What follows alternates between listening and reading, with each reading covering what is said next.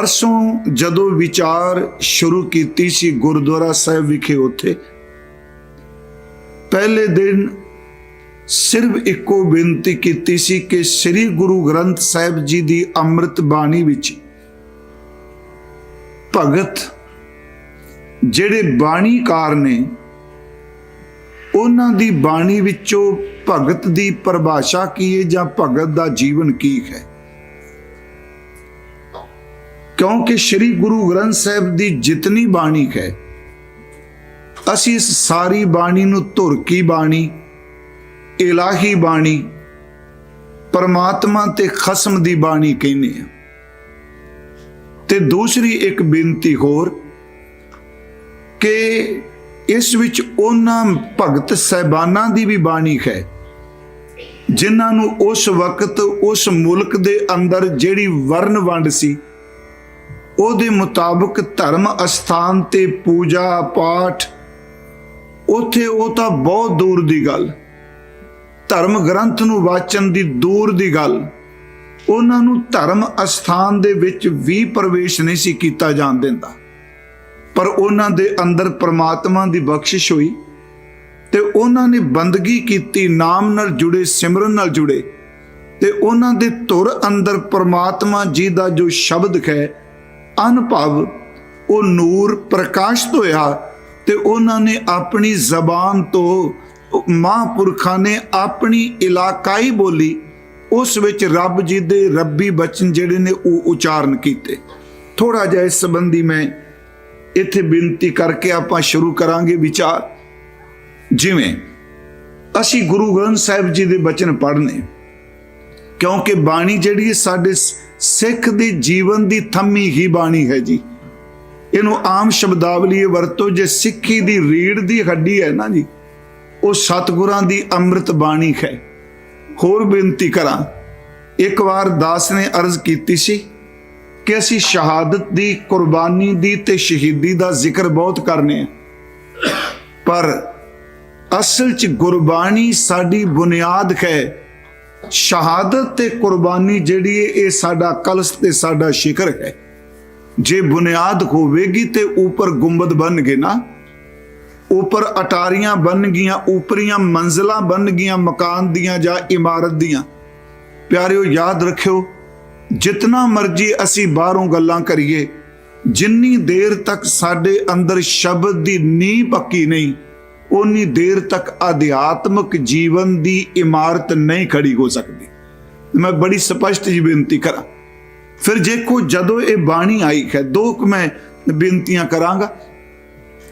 एक तो गुरु अंगद साहिब जिवें असी पाठ करने ना जी, ये गुरु नानक साहिब का शब्द जैसी मैं आवे खसम की बाणी तैसड़ा करी ज्ञान विलालो।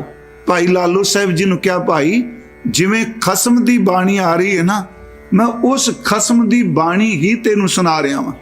ते ओहदे विच जो खसम की बाणी आई उत्थे जिथे परमात्मा की सिफत कीती उत्थे उस खसम की बाणी विच इस हिंदुस्तान च की वरतना है महाराज जी ने पूरे दा पूरा नक्शा पहला ही दस दिता। उस विच ही बचन आउंदा है कि काया कपड़ टुक टुक होसी हिंदुस्तान समाल सी बोला। मैं शब्द हिंदुस्तान वरत्या, महाराज ने उत्ते शब्द वरते हिंदुस्तान समाल सी बोला। आमन 78 है जान 97 होर प्यूट सी मर्द का चेला। जे उथे आरंभ च क्या जैसी मैं आवे खसम की बाणी ते अखीर विच गुरु साहब फरमान लगे कि सच की बाणी नानक आखे सच सुनाए सी सच की बेला। कहने आ वेला वो सच्ची गल सुनाण दा है ते वो कोई झूठ नहीं, बिल्कुल वो कुछ वापरिया। एक तो यह हो गया जी खसम की बाणी इस तरह आई। थोड़ी जी एक होर अर्ज करांगा। कबीर साहब अंदर जदों ज्ञान हुंदा है, क्योंकि जिहड़ा शब्द कमा के सिमरन च बाणी आई है ना, भावें किसी ने अखरी शब्द कमाए, भावें किसी ने ध्यान विच बैठ के जदों उन्हां दी सुरत उस परम सत भी जुड़ी ते सचमुच उन्हां दे धुर अंदर जो प्रकाश होया उन्होंने कोई नहीं रोक सकता। याद रखियो वो शब्द उन्हां दी रसना तो निकलने ही निकलने सन। दास कई बारी बेनती करदा है इनू समझण लई, बदल भर के आवे पानी दा, जां मान लो बदल भरिया पिया, उन्होंने केड़ा रोक सकेगा जी बरसन तो। ਬੱਦਲ ਭਰਿਆ ਹੈ ਤੇ ਬਾਰਿਸ਼ ਜ਼ਰੂਰ ਹੋਵੇਗੀ। ਜੇ ਫੁੱਲ ਸੁਗੰਧੀ ਨਾਲ ਭਰੀਆਂ ਗਈਆਂ, ਉਹਦੀਆਂ ਕਲੀਆਂ, ਉਹਦੀਆਂ ਪੰਖੜੀਆਂ, ਉਹਦੀ ਸੁਗੰਧੀ ਨੂੰ ਕੋਈ ਨਹੀਂ ਰੋਕ ਸਕਦਾ। ਜਿਹੜੀਆਂ ਆਤਮਾਵਾਂ ਪਰਮਾਤਮਾ ਵਿੱਚ ਅਭੇਦ ਹੋ ਗਈਆਂ, ਅਨੁਭਵੀ ਗਿਆਨ ਜਿਹੜਾ ਆਇਆ ਪਿਆਰਿਓ, ਉਹਨੂੰ ਕੋਈ ਨਹੀਂ ਰੋਕ ਸਕਦਾ। ਉਹ ਕਿਸੇ ਵੇਲੇ ਵੀ ਅੰਦਰ ਪ੍ਰਗਟ ਹੋ ਗਿਆ।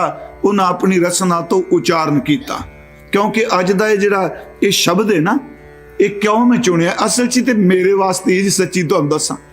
ਇਹਦੇ ਵਿੱਚ ਭਗਤ ਜੀ ਨੇ ਇੱਕ ਗੱਲ ਤੇ ਜ਼ੋਰ ਦਿੱਤਾ, ਉਹ ਮਨਾ ਸਾਰੀ ਜ਼ਿੰਦਗੀ ਸਾਖੀਆਂ, ਕਹਾਣੀਆਂ, ਪੁਰਾਣਾਂ ਦੀਆਂ, ਸੰਤਾਂ ਦੀਆਂ ਬੜੇ ਬੜੇ ਪ੍ਰਮਾਣ ਦਿੱਤੇ, ਪਰ ਇੰਨਾ ਕੁਝ ਪੜਨ ਤੋਂ ਬਾਅਦ ਤੇਰੇ ਅੰਦਰ ਪ੍ਰੇਮਾ ਭਗਤੀ ਪੈਦਾ ਹੋਈ ਹੈ ਕਿ ਨਹੀਂ?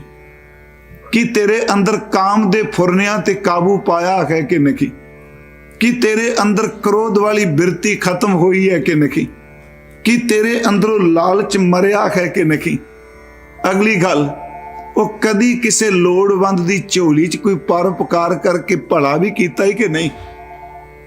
ਤੂੰ ਬਖੋ ਮਹਾਰਾਜ ਨੇ ਇਹ 3 ਦਿਨ ਆਪਾਂ ਜਦੋਂ ਦੇਖਾਂਗੇ ਇੱਕ ਇੱਕ ਬਚਨ ਮਹਾਰਾਜ ਜੀ ਦਾ, ਤੇ ਮੇਰੇ ਮਨ ਸੀ ਕਿ ਜਿਨ੍ਹਾਂ ਮਹਾਂਪੁਰਖਾਂ ਅੰਦਰ ਬਾਣੀ ਆਈ, ਦੇਖੋ ਉਹਨਾਂ ਨੇ ਇਹ ਕਿਹਾ, ਇਹ ਅਸੀਂ ਨਹੀਂ ਬੋਲ ਰਹੇ। ਜਿਵੇਂ ਕਿ ਸ਼ਬਦ ਹੈ ਭਗਤ ਕਬੀਰ ਸਾਹਿਬ ਜੀ ਦਾ, ਤੁਹਾਡੇ ਇੱਥੇ ਭਾਈ ਸਾਹਿਬ ਭਗਤ ਬਾਣੀ ਕਾਫੀ ਪੜ੍ਹਦੇ, ਆਪਣੇ ਭਾਈ ਸਾਹਿਬ ਉਹਨੇ ਕੀਰਤਨ ਕਰਕੇ ਗਏ, ਸਰਬਜੀਤ ਸਿੰਘ ਜੀ। ਉਹ ਸ਼ਬਦ ਹੈ ਕਿ ਏਕ ਜੋਤ ਏਕਾ ਮਿਲੀ ਕਿੰਬਾ ਹੋਏ ਮਹੋਏ। ਥੋੜੇ ਜਿਹੇ ਅਰਥ ਮੈਂ ਕਰਾਂਗਾ ਜੀ, ਇਹ ਫਿਰ ਸੁਣਿਓ। ਏਕ ਜੋਤ ਏਕਾ ਮਿਲੀ ਕਿੰਬਾ ਹੋਏ ਮਹੋਏ। ਏਕ ਜੋਤ, ਇਹਦਾ ਅਰਥ ਹੋ ਗਿਆ ਇੱਕ ਆਤਮਾ। ਏਕਾ ਮਿਲੀ, ਏਕਾ ਮਿਲੀ ਦਾ ਅਰਥ ਇੱਕ ਓੰਕਾਰ ਪਰਮਾਤਮਾ ਵਾਹਿਗੁਰੂ ਵਿੱਚ ਅਭੇਦ ਹੋ ਗਈ। ਕਿੰਬਾ ਹੋਏ, ਇੱਥੇ ਜੇ ਰੁਕਾਂਗੇ ਤੇ ਅਰਥ ਸਪਸ਼ਟ। ਕਿੰਬਾ ਹੋਏ, ਕੀ ਉਹ ਮਿਲੀ ਕੋਈ ਜੋਤ ਵਾਕ ਹੋ ਸਕਦੀ ਹੈ ਜਿਹੜੀ ਮਿਲ ਗਈ? ਏਕ ਜੋਤ ਏਕਾ ਮਿਲੀ ਕਿੰਬਾ ਹੋਏ। ਅੱਗੇ ਭਗਤ ਜੀ ਆਪੇ ਉੱਤਰ ਦਿੰਦੇ ਨੇ, ਮਹੋਏ ਕਦਾਚਿਤ ਨਹੀਂ, ਜਿਹੜਾ ਮਿਲ ਗਿਆ ਹੈ ਉਹ ਵਾਕ ਕਿਵੇਂ ਹੋਏਗਾ? ਏਕ ਜੋਤ ਏਕਾ ਮਿਲੀ ਕਿੰਬਾ ਹੋਏ ਮਹੋਏ, ਜਿਤ ਕਟ ਨਾਮ ਨਾ ਉਪਜੈ ਫੂਟ ਮਰੈ ਜਨ ਸੋਏ। ਸ਼ਬਦ ਵਰਤਿਆ ਜਿਸ ਹਿਰਦੇ ਵਿੱਚ, ਜਿਸ ਸਰੀਰ ਵਿੱਚ ਪਰਮਾਤਮਾ ਦਾ ਨਾਮ ਹੀ ਨਹੀਂ ਪ੍ਰਗਟ ਹੋਇਆ, ਕਹਿਣ ਲੱਗੇ ਉਹਦਾ ਤਨ ਫਟ ਜਾਏ। ਇਹ ਏਡਾ ਸਗ ਸ਼ਬਦ ਵਰਤਿਆ। ਜਿਤ ਕਟ ਨਾਮ ਨਾ ਉਪਜੈ ਫੂਟ ਮਰੈ ਜਨ ਸੋਏ, ਸਾਵਲ ਸੁੰਦਰ ਰਾਹ ਮਈਆ ਮੇਰਾ ਮਨ ਲਾਗਾ ਤੋਹੇ। ਬੜੇ ਸੌਖੇ, ਸੋਹਣੇ ਪਰਮਾਤਮਾ ਮੇਰਾ ਮਨ ਤੇਰੇ 'ਚ ਲੱਗਾ ਹੋਇਆ ਹੈ। ਅੱਗੇ ਉਹਨਾਂ ਬਚਨ ਕੀਤਾ, ਮੇਰਾ ਮਨ ਲਾਗਾ ਤੋਹੇ ਸਾਧ ਮਿਲੇ ਸਿੱਧ ਪਾਈਐ। ਆਖਰੀ ਅਰਥ ਮੈਂ ਕਰ ਰਿਹਾ। ਸਾਧ ਦਾ ਅਰਥ ਹੈ ਗੁਰੂ। ਕਹਿੰਦੇ ਜੇ ਸਤਿਗੁਰੂ ਸਮਰੱਥ ਮਿਲ ਜਾਓ ਤੇ ਸਾਧ ਦਾ ਅਰਥ ਗੁਰੂ ਹੈ। ਸਿੱਧ ਦਾ ਅਰਥ ਹੈ ਸਫਲਤਾ, ਸਿੱਧਤਾ। ਸਾਧ ਮਿਲੇ ਸਿੱਧ ਪਾਈਐ ਕਿ ਇਹ ਜੋਗ ਕੇ ਭੋਗ। ਉਸ ਵਕਤ ਜੋਗੀਆਂ ਦਾ ਤੇ ਭੋਗੀਆਂ ਦਾ ਬੋਲਬਾਲਾ ਸੀ। ਕਹਿਣ ਲੱਗੇ ਜਿਹਦਾ ਅੰਦਰ ਪਰਮਾਤਮਾ ਦੇ ਨਾਲ ਜਿਹਦੀ ਸੁਰਤ ਜੁੜ ਜਾਏ, ਉਹਨੇ ਕੀ ਜੋਗੀਆਂ ਵਾਲਾ ਜੋਗ ਕਮਾਣਾ ਤੇ ਕੀ ਭੋਗੀਆਂ ਵਾਲੇ ਭੋਗ ਵਿੱਚ ਪੈਣਾ ਹੈ। ਇਹਦਾ ਮਤਲਬ ਉਹ ਕਰਾਮਾਤੀ ਰਸ ਤੋਂ ਵੀ ਉੱਪਰ ਹੈ ਤੇ ਉਹ ਇੰਦਰੀਆਂ ਦੇ ਰਸ ਤੋਂ ਵੀ ਉੱਪਰ ਹੈ। ਕਿ ਇਹ ਜੋਗ ਕੇ ਭੋਗ ਦੋਵੇਂ ਮਿਲ ਕਾਰਜ ਉਪਜੈ ਰਾਮ ਨਾਮ ਸੰਜੋਗ। ਫਿਰ ਸੁਣਿਓ, ਦੋਵੇਂ ਮਿਲ ਕਾਰਜ ਉਪਜੈ ਸਿੱਖ ਅਤੇ ਗੁਰੂ। ਫਿਰ ਬੇਨਤੀ, ਸ਼ਬਦ ਅਤੇ ਸੁਰਤ ਦੋਵੇਂ ਮਿਲ ਕਾਰਜ ਉਪਜੈ ਰਾਮ ਨਾਮ ਸੰਜੋਗ। ਅੱਗੇ ਜਦੋਂ ਉਹਨਾਂ ਦੇ ਅੰਦਰ ਇਹ ਪ੍ਰਗਟ ਹੋ ਗਿਆ, ਇੱਕ ਹੋ ਗਏ, ਤੇ ਉਹ ਬਾਣੀ ਉਚਾਰਨ ਕਰਨ ਲੱਗੇ। ਤੇ ਦੇਖੋ ਉਚਾਰਨ ਵੀ ਉੱਥੇ ਕਰ ਰਿਹਾ ਜਿੱਥੇ ਸੰਸਕ੍ਰਿਤ ਦੇ ਐ ਸਿਰੇ ਦੇ ਪੰਡਿਤ, ਬਨਾਰਸ ਦੀ ਧਰਤੀ, ਉੱਥੇ ਆਮ ਬੰਦਾ ਕਿਹੜਾ ਟਿਕ ਸਕਦਾ ਜੀ? ਗੂੜ ਪੰਡਿਤ, ਵਿਦਵਾਨ ਪੰਡਿਤ, ਉਸ ਵਕਤ ਵੇਦਾਂ ਦੇ ਗਿਆਤਾ ਵੀ ਪੰਡਿਤ ਸਨ। ਸ਼ਾਇਦ ਆਪ ਜੀ ਨੂੰ ਪਤਾ ਹੋਵੇ, ਇਹ ਇੱਕ ਹੀ ਸ਼ਬਦ ਵੇਦੀ, ਇੱਕ ਹੀ ਸ਼ਬਦ ਦਵੇਦੀ, ਇੱਕ ਹੀ ਸ਼ਬਦ ਤਰਬੇਦੀ, ਇੱਕ ਹੀ ਸ਼ਬਦ ਚਤੁਰਵੇਦੀ, ਇਹ ਆਪ ਜੀ ਦੇਖੋਗੇ ਉੱਥੇ ਭਾਰਤ ਵਿੱਚ ਮਿਲਦਾ ਹੈ। ਜਿਨ੍ਹਾਂ ਨੇ ਵੇਦ ਪੜ੍ਹੇ ਉਹ ਵੇਦੀ ਬਣ ਗਏ। ਫਿਰ ਕਹਿੰਦੇ ਜਿਸ ਬੰਦੇ ਨੇ 2 ਵੇਦ ਚੇਤੇ ਕੀਤੇ ਉਹ ਦਵੇਦੀ ਬਣ ਗਿਆ। ਜਿਸ ਨੇ 3 ਵੇਦ ਚੇਤੇ ਕੀਤੇ ਉਹ ਤਰਵੇਦੀ ਬਣ ਗਿਆ। ਜਿਸ ਨੂੰ 4 ਵੇਦ ਜ਼ਬਾਨੀ ਚੇਤੇ ਹੋ ਗਏ ਉਹ ਚਤੁਰਵੇਦੀ ਬਣ ਗਿਆ। ਇਹਦਾ ਮਤਲਬ ਇੰਨਾ ਗਿਆਨ ਉੱਥੇ। ਜਦੋਂ ਭਗਤ ਸਾਹਿਬ ਦੇ ਅੰਦਰੋਂ ਸ਼ਬਦ ਆਇਆ, ਹੁਣ ਉਹਨਾਂ ਨੇ ਬਾਣੀ ਉਚਾਰਨੀ ਸ਼ੁਰੂ ਕਰ ਦਿੱਤੀ। ਤੇ ਜਿਹੜੇ ਬੰਦੇ ਸੰਸਕ੍ਰਿਤ ਪੜ੍ਹਦੇ ਸਨ, ਜਿਹੜੇ ਬੰਦੇ ਗੂੜ ਵੇਦਾਂ ਦੇ ਗਿਆਤਾ ਨੇ, ਉਹਨਾਂ ਨੇ ਇੱਕ ਗੱਲ ਕਹੀ, ਭਾਈ ਇਹਦੇ ਪਿੱਛੇ ਕਿਤੇ ਤੁਰੇ ਫਿਰਦੇ ਹੋ, ਇਹ ਤਾਂ ਸਿਰਫ ਐਵੇਂ ਛੰਦਾਬੰਦੀ ਜੋੜ ਕੇ ਗੀਤ ਬਣਾਈ ਜਾਂਦਾ ਹੈ, ਇਹ ਤਾਂ ਕਵਿਤਾ ਕਹਿ ਰਿਹਾ। ਉੱਥੇ ਯਾਦ ਰੱਖੋ ਭਗਤ ਸਾਹਿਬ ਨੇ ਜਿਹੜਾ ਸ਼ਬਦ ਕਿਹਾ, ਉਹ ਅਸੀਂ ਸਾਰੇ ਜਿੱਦਣ ਮਹਾਰਾਜ ਦਾ ਪ੍ਰਕਾਸ਼ ਹੁੰਦਾ ਜੀ ਉਦਣ ਪੜ੍ਹਨੇ ਆ, ਲੋਕ ਜਾਣੈ ਇਹੋ ਗੀਤ ਹੈ। ਇਹ ਲੋਕ ਸਮਝਦੇ ਨੇ ਸਿਰਫ ਆਮ ਗੀਤ ਮੈਂ ਕਹਿ ਰਿਹਾ, ਲੋਕ ਜਾਣੈ ਇਹੋ ਗੀਤ ਹੈ, ਇਹ ਤੋਂ ਬ੍ਰਹਮ ਵਿਚਾਰ ਜੋ ਕਾਸੀ ਉਪਦੇਸ਼ ਹੋਏ ਮਾਨਸ ਮਰਤੀ ਬਾਰ। ਇਹ ਵੀ ਸ਼ਾਇਦ ਆਪ ਜੀ ਨੂੰ ਪਤਾ ਹੋਵੇ ਕਿ ਕਾਸ਼ੀ ਵਿੱਚ ਜਦੋਂ ਕੋਈ ਪ੍ਰਾਣੀ ਚੜ੍ਹਾਈ ਕਰਦਾ ਸੀ ਨਾ ਜੀ, ਉਹਨੂੰ ਸ਼ਿਵ ਜੀ ਦਾ ਤਾਰਕ ਮੰਤਰ ਜਪਾਇਆ ਜਾਂਦਾ ਸੀ। ਇਹ ਕਿਹਾ ਜਾਂਦਾ ਸੀ ਇਹ ਮੰਤਰ ਪੜ੍ਹਦਿਆਂ ਬੰਦਾ ਸਰੀਰ ਤਿਆਗਦਾ ਹੈਗਾ ਨਾ ਤੇ ਇਹਦੀ ਮੁਕਤੀ ਹੋ ਜਾਏਗੀ। ਕਹਿਣ ਲੱਗੇ ਮੇਰੀ ਗੱਲ ਸੁਣੋ ਭਲਿਓ, ਜਿਸ ਮੰਤਰ ਨੂੰ ਤੁਸੀਂ ਮਰਨ ਲੱਗਿਆ ਬੰਦੇ ਦੇ ਕੰਨਾਂ 'ਚ ਬੋਲਦੇ ਹੋ ਇਹਨੇ ਮੁਕਤ ਹੋ ਜਾਣਾ, ਜਿਹੜੇ ਮੇਰੇ ਸ਼ਬਦਾਂ ਨੂੰ ਤੁਸੀਂ ਗੀਤ ਕਹਿ ਰਹੇ ਹੋ, ਛੰਦਾਬੰਦੀ ਕਹਿ ਰਹੇ ਹੋ, ਆਮ ਕਵਿਤਾ ਕਹਿ ਰਹੇ ਹੋ, ਇਸ ਵਿੱਚ ਉਹ ਰੱਬੀ ਗਿਆਨ ਸਮੋਇਆ ਹੈ। ਇਹਨੂੰ ਕੋਈ ਵੀ ਪੜ੍ਹੇਗਾ, ਕੋਈ ਵੀ ਸੁਣੇਗਾ, ਮਹਾਂਪੁਰਖ ਬੋਲ ਕੇ ਕਹਿੰਦਾ ਉਹ ਭਾਵ ਸਾਗਰ ਤੋਂ ਪਾਰ ਜ਼ਰੂਰ ਹੋਵੇਗਾ। ਮੈਂ ਫਿਰ ਬੇਨਤੀ ਕਰਾਂ, ਦੇਖੋ ਉਹ ਅਨੁਭਵ ਹੈ। ਲੋਕ ਜਾਣੇ ਇਹ ਉਹ ਗੀਤ ਹੈ, ਇਹ ਤੋਂ ਬ੍ਰਹਮ ਵਿਚਾਰ ਜੋ ਕਾਂਸੀ ਉਪਦੇਸ਼ ਹੋਏ ਮਾਨਸ ਮਰਤੀ ਬਾਹਰ। ਕੋਈ ਗਾਵੇ ਕੋ ਸੁਣੇ, ਕੋਈ ਗਾ ਲੈ ਕੋਈ ਸੁਣ ਲੈ, ਹਰ ਨਾਮਾ ਚਿਤ ਲਾਏ ਕਹੋ ਕਬੀਰ ਸੰਸਾ ਨਹੀਂ ਅੰਤ ਪਰਮ ਗਤ ਪਾਏ। ਇਹ ਸ਼ਬਦ ਫਿਰ ਧਿਆਨ ਨਾਲ ਲਿਓ, ਸੰਸਾ ਨਹੀਂ, ਕੋਈ ਸ਼ੱਕ ਨਹੀਂ। ਇਹਦਾ ਮਤਲਬ ਗੁਰਸਿੱਖੋ ਇੱਕ ਸ਼ਰਧਾ ਪੂਰਨ ਬਣਾਈਏ। ਬਾਣੀ ਬੋਲ ਕੇ ਕਹਿ ਰਹੀ ਹੈ, ਸਤਿਗੁਰੂ ਬੋਲ ਕੇ ਕਹਿ ਰਿਹਾ, ਕੋਈ ਸ਼ੱਕ ਨਹੀਂ ਉਹ ਬੰਦਾ ਭਵ ਸਾਗਰ ਤੋਂ ਤਰੇਗਾ ਜਿਹੜਾ ਗੁਰੂ ਕੀ ਬਾਣੀ ਦਾ ਰੋਜ਼ ਨੇਮ ਕਰੇਗਾ, ਜਿਹੜਾ ਗੁਰੂ ਕੀ ਬਾਣੀ ਦਾ ਕੀਰਤਨ ਕਰੇਗਾ, ਜਿਹੜਾ ਬਾਣੀ ਦਾ ਅਭਿਆਸ ਕਰੇਗਾ। ਕੋਈ ਗਾਵੇ, ਦੇਖੋ ਅਗਲਾ ਸ਼ਬਦ ਕੋਈ ਗਾਵੇ। ਬਨਾਰਸ ਵਿੱਚ ਇਹ ਗੱਲ ਕਹਿਣੀ ਮੌਤ ਨੂੰ ਆਵਾਜ਼ ਮਾਰਨੀ ਹੈ, ਕਿਉਂਕਿ ਵਰਨ ਵੰਡ ਦੇ ਮੁਤਾਬਕ ਬ੍ਰਾਹਮਣ ਹੀ ਵੇਦਾਂ ਦਾ ਪਠਨ ਪਾਠਨ ਕਰ ਰਿਹਾ, ਖੱਤਰੀ ਪੜ ਸਕਦਾ, ਸ਼ੂਦਰ ਨੂੰ ਤਾਂ ਹੱਕ ਹੀ ਕੋਈ ਨਹੀਂ। ਉਹਨਾਂ ਨੇ ਸ਼ਬਦ ਵਰਤ ਕੇ ਕੋਈ ਸੱਚੀ ਮੁੱਚੀ ਬਿਲਕੁਲ ਦੀਵਾਰ ਤੋੜ ਦਿੱਤੀ ਕਿ ਪਰਮਾਰਥ ਕਿਸੇ ਇੱਕ ਜਾਤ, ਇੱਕ ਕਮਿਊਨਿਟੀ, ਇੱਕ ਗੋਤ, ਇੱਕ ਧਰਮ ਦਾ ਨਹੀਂ। ਜਿਹੜਾ ਬੰਦਾ ਵੀ ਰੱਬ ਨੂੰ ਮੁਹੱਬਤ ਕਰੇਗਾ ਉਹਦੇ ਤੱਕ ਜ਼ਰੂਰ ਪਹੁੰਚੇਗਾ। ਇਹ ਮੇਰੀ ਫਿਰ ਬੇਨਤੀ ਸੁਣੋ, ਬੜੀ ਵੱਡਾ ਕ੍ਰਾਂਤੀਕਾਰੀ ਬੋਲ ਹੈ ਉੱਥੇ ਕਹਿਣਾ। ਮਹਾਰਾਜ ਜੀ ਨੇ ਇਹ ਕਿਹਾ, ਕੋਈ ਗਾਵੇ ਕੋ ਸੁਣੈ ਹਰ ਨਾਮਾ ਚਿਤ ਲਾਏ ਕਹੋ ਕਬੀਰ ਸੰਸਾ ਨਹੀਂ ਅੰਤ ਪਰਮ ਗਤ ਪਾਏ। ਪਰ ਮੈਂ ਬੇਨਤੀ ਕਰਾਂ, ਬਾਣੀ ਦਾ ਉਚਾਰਨ ਕਰਤਾ ਕਹਿ ਰਿਹਾ ਏਕ ਜੋਤ ਏਕਾ ਮਿਲੀ ਤਾਂ ਬਾਣੀ ਆਈ। ਇੱਕ ਦਿਨ ਮੇਰੇ ਮਨ ਚ ਆਇਆ ਕਿ ਕਿਉਂਕਿ ਕੱਚੀ ਬਾਣੀ ਵੀ ਲੋਕ ਬਹੁਤ ਕਹਿੰਦੇ ਰਹੇ, ਇਹ ਤੇ ਹੈ ਨਹੀਂ ਵੀ ਹੁਣ ਅੱਜ ਕੱਲ ਯੂਨੀਵਰਸਿਟੀਆਂ ਛਾਪਣ ਵੀ ਲੱਗ ਪਈਆਂ ਨੇ ਕਿਤਾਬਾਂ। ਇਹ ਛੋਟਿਆਂ ਦਾ ਮੇਲ ਇੱਕ ਕਿਤਾਬ, ਉਹਦੇ ਵਿੱਚ ਜਿਹੜੀ ਬਾਬਾ ਮਿਹਰਬਾਨ ਪ੍ਰੀਤੀ ਚੰਦ ਜੀ ਦੇ ਬੇਟੇ ਹੋਏ ਨੇ ਨਾ, ਉਹਨਾਂ ਦੀ ਰਚਨਾ ਛਾਪ ਰਹੇ ਨੇ ਅੱਜ ਕੱਲ। ਪਤਾ ਨਹੀਂ ਕਿਵੇਂ, ਚਲੋ ਕੋਈ PhD ਕਰ ਰਿਹਾ, ਕੋਈ ਪੜ੍ਹਾਈ ਕਰ ਰਿਹਾ। ਮੈਂ ਸਤਿਗੁਰੂ ਦੀ ਹਜ਼ੂਰੀ 'ਚ ਬਹਿ ਕੇ ਆਪਣਾ ਤੁਹਾਨੂੰ ਇੱਕ ਨਿੱਕਾ ਤਜਰਬਾ ਦੱਸਣ ਲੱਗਾ। ਮੇਰਾ ਸੁਭਾਅ ਹੈ ਵੀ ਚਲੋ ਜਾਓ, ਜਿਹੜੀ ਕਿਤਾਬ ਨਵੀਂ ਆਈ ਏ ਕਿਸੇ ਮਿਹਨਤ ਕੀਤੀ ਪੜ੍ਹੀਏ। ਉਹ ਜਿਹੜੀ ਛੋਟਿਆਂ ਦੇ ਮੇਲ ਵਾਲੀ ਬਾਣੀ ਸੀ ਨਾ ਜੀ, ਉਹ ਤੁਸੀਂ ਜਿਸ ਬੰਦੇ ਨੇ ਗੁਰੂ ਗ੍ਰੰਥ ਸਾਹਿਬ ਦਾ ਪਾਠ ਨਹੀਂ ਕੀਤਾ, ਸੱਚੀ ਮੁੱਚੀ ਉਹ ਬੰਦਾ ਜ਼ਰੂਰ ਧੋਖੇ 'ਚ ਪੈ ਜਾਏਗਾ, ਉਹਨੂੰ ਭੁਲੇਖਾ ਲੱਗ ਜਾਣਾ। ਉਹ ਬਿਲਕੁਲ ਛੰਦਾਬੰਦੀ ਇਸ ਤਰ੍ਹਾਂ ਦੀ, ਨਾਨਕ ਪਦ ਇਸ ਤਰ੍ਹਾਂ ਦਾ, ਮਹੱਲਾ 6ਵਾਂ ਇਸ ਤਰ੍ਹਾਂ ਵਰਤਿਆ। ਪਰ ਸੱਚ ਤੁਹਾਨੂੰ ਦੱਸਾਂ, ਮੈਂ ਕੁਝ ਪੇਜ ਪੜ੍ਹੇ ਇਸ ਕਰਕੇ ਵੀ ਉਹਨੂੰ ਸਟੱਡੀ ਵਾਸਤੇ ਕਹਿ ਲਓ, ਨੌਲੇਜ ਵਾਸਤੇ।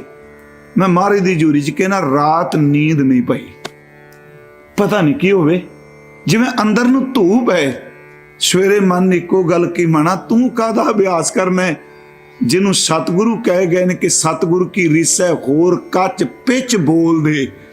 ਸਤਿਗੁਰੂ ਬਿਨਾ ਹੋਰ ਕੱਚੀ ਹੈ ਬਾਣੀ, ਬਾਣੀ ਤਾਂ ਕੱਚੀ, ਸਤਿਗੁਰੂ ਬਾਝੋਂ ਹੋਰ ਕੱਚੀ ਬਾਣੀ। ਮੈਂ ਫਿਰ ਅਰਜ਼ ਕਰਾਂਗਾ ਗੁਰਮੁਖੋ, ਇਹ ਜਿਹੜੀ ਬਾਣੀ ਹੈ, ਇਹ ਇੱਕ ਗੱਲ ਹੋਰ ਕਹਿ ਕੇ ਆਪਾਂ ਇਸ ਸ਼ਬਦ ਵੱਲ ਆਉਂਦੇ ਹਾਂ। ਜਦੋਂ ਆਈ ਹੈ ਨਾ ਜੀ, ਗੁਰੂ ਅੰਗਦ ਸਾਹਿਬ ਦੀਆਂ ਦੋ ਤੁਕਾਂ ਜ਼ਰੂਰ ਚੇਤੇ ਰੱਖਿਓ, ਅੰਮ੍ਰਿਤ ਬਾਣੀ ਤਤ ਵਖਾਣੀ ਗਿਆਨ ਧਿਆਨ ਵਿੱਚ ਆਈ। ਇਹ ਗੁਰੂ ਅੰਗਦ ਸਾਹਿਬ ਦੇ ਸ਼ਬਦ ਨੇ ਜੀ। ਅੰਮ੍ਰਿਤ ਬਾਣੀ ਦੇ ਲਫ਼ਜ਼ੀ ਅਰਥ ਹੋ ਗਿਆ ਜੀ ਆ ਧੁਰ ਕੀ ਬਾਣੀ ਜਾਂ ਸਤਿਗੁਰਾਂ ਦੇ ਅੰਮ੍ਰਿਤ ਬੋਲ। ਅਗਲਾ ਸ਼ਬਦ ਹੈ ਤਤ ਵਖਾਣੀ।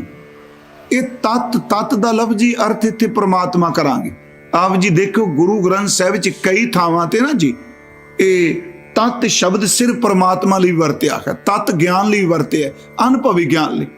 ਅੰਮ੍ਰਿਤ ਬਾਣੀ ਸਤਿਗੁਰਾਂ ਦੀ, ਤਤ ਵਖਾਣੀ, ਤਤ ਪਰਮਾਤਮਾ ਦੀ ਗੱਲ ਕਰਦੀ ਹੈ, ਵਿਖਿਆਨ ਕਰਦੀ ਹੈ। ਅੱਗੇ ਮਹਾਰਾਜ ਕਹਿੰਦੇ ਗਿਆਨ ਧਿਆਨ ਵਿੱਚ ਆਈ। ਇਹ ਸ਼ਬਦ ਫਿਰ ਸੁਣਿਓ, ਗਿਆਨ ਧਿਆਨ ਵਿੱਚ ਆਈ।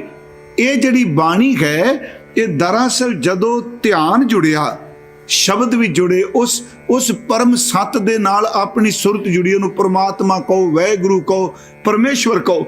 ਪਿਆਰਿਓ, ਜਦੋਂ ਉਸ ਪਰਮ ਸੱਤ ਨਾਲ ਜੁੜੇ ਤੇ ਗੁਰੂ ਅੰਗਦ ਸਾਹਿਬ ਕਹਿੰਦੇ ਉਸ ਸੁਰਤ ਵਿੱਚ ਜਿਹੜਾ ਅਨੁਭਵੀ ਗਿਆਨ ਆਇਆ, ਇਹ ਧੁਰ ਕੀ ਬਾਣੀ ਹੈ। ਤੇ ਅਗਲੀ ਗੱਲ, ਇਸ ਗਿਆਨ ਵਿੱਚ ਇੰਨੀ ਕੁ ਤਾਕਤ ਹੈ ਜਿਹੜਾ ਇਹਦੇ ਨਾਲ ਸੁਰਤ ਜੋੜਦਾ ਹੈ, ਇਹ ਸ਼ਬਦ ਉੱਥੇ ਲੈ ਜਾਂਦਾ ਜਿੱਥੋਂ ਇਹ ਬਾਣੀ ਆਈ ਹੈ। ਇਸ ਨੂੰ ਫਿਰ ਥੋੜਾ ਮੈਂ ਰਿਪੀਟ ਕਰਾਂਗਾ ਜੀ, ਸੌਖਾ ਸਮਝਣ ਲਈ। ਗੁਰੂ ਗੋਬਿੰਦ ਸਿੰਘ ਜੀ ਦੇ ਪਵਿੱਤਰ ਜੀਵਨ 'ਚ ਇੱਕ ਸਾਖੀ ਦਿੱਤੀ ਸਾਡੇ ਪੁਰਾਤਨ ਵਿਦਵਾਨਾਂ ਨੇ, ਕਿਉਂਕਿ ਅੱਜ ਗੁਰੂ ਹਰਗੋਬਿੰਦ ਸਾਹਿਬ ਦਾ ਵੀ ਆਪਾਂ 3 ਦਿਨ ਜ਼ਿਕਰ ਕਰਨਾ ਮਹਾਰਾਜ ਜੀ ਦਾ, ਇਸ ਸਥਾਨ ਤੇ ਆਪਾਂ ਮਨਾ ਰਹੇ ਹਾਂ। ਤਾਂ ਉਹ ਸਤਿਗੁਰਾਂ ਦਾ ਦਰਬਾਰ ਸਜਿਆ ਤੇ ਗੁਰੂ ਗੋਬਿੰਦ ਸਿੰਘ ਮਹਾਰਾਜ ਜੀ ਨੂੰ ਇਹ ਉੱਥੇ ਗੱਲ ਚੱਲੀ ਬਾਣੀ ਦੀ, ਵੀ ਇਹ ਸ਼ਬਦ, ਇਹ ਬਾਣੀ, ਇਹ ਨਾਮ ਕਿੱਥੋਂ ਤੱਕ ਲੈ ਕੇ ਜਾਂਦਾ ਹੈ। ਸਤਿਗੁਰਾਂ ਨੇ ਉਦਾਹਰਨ ਬਹੁਤ ਸੋਹਣੀ ਦਿੱਤੀ, ਕਿਉਂਕਿ ਕੁਝ ਉਦਾਹਰਨਾਂ ਐਸੀਆਂ ਨੇ ਜੀ ਜਿਹੜੀਆਂ ਸਾਨੂੰ ਇੱਕ ਪਾਸਾ ਰੱਖ ਕੇ ਜੇ ਉੱਤੇ ਤਰਕ ਕਰੋਗੇ ਫਿਰ ਨਹੀਂ ਬੰਦਾ ਸਮਝ ਸਕਦਾ। ਉਦਾਹਰਨ ਜਦੋਂ ਵੀ ਲਈਦੀ ਇੱਕ ਪਾਸਾ ਲਈਦਾ। ਇੱਕ ਵਾਰ ਮੈਂ ਕਿਹਾ ਸੀ ਕਿ ਜੇ ਬੰਦਾ ਤਰਕ ਕਰਨ ਤੇ ਆ ਜਾਏ ਨਾ ਜੀ, ਪਿਛਲੇ ਦਿਨ ਵੀ ਕਿਹਾ, ਦੁਨੀਆ ਵਿੱਚ ਸਭ ਤੋਂ ਸੌਖਾ ਕੰਮ ਹੈ ਖੰਡਨ ਕਰਨਾ। ਉਹਦੇ ਵਾਸਤੇ ਪੜ੍ਹਨ ਦੀ ਲੋੜ ਵੀ ਨਹੀਂ ਪੈਂਦੀ। ਜਦੋਂ ਬੰਦਾ ਆਕੜੀ ਗਿਆ ਨਹੀਂ ਮੈਂ ਮੰਨਦਾ, ਕਿਹੜੀ ਤਾਲੀਮ ਦੀ ਲੋੜ ਹੈ ਜੀ? ਫਿਰ ਤਾਂ ਕੋਈ ਚਾਹੀਦੇ ਨਹੀਂ। ਉਸ ਵਕਤ ਜਿਹੜਾ ਪੱਖ, ਹੁਣ ਜੇ ਕੋਈ ਇੱਕ ਪਾਸੇ ਗੁਰੂ ਗ੍ਰੰਥ ਸਾਹਿਬ ਕਹਿੰਦੇ ਨੇ ਰੇ ਮਨ ਐਸੀ ਖਰਚੋਂ ਪ੍ਰੀਤ ਕਰ ਜੈਸੀ ਮਛਲੀ ਨੀਰ, ਦੂਜੇ ਪਾਸੇ ਕਹਿੰਦੇ ਨੇ ਬਚੀਓ ਬੰਦਿਆ ਮੱਛੀ ਜੀਭ ਦੇ ਚਸਕੇ ਪਿੱਛੇ ਮਾਰੀ ਗਈ ਹੈ।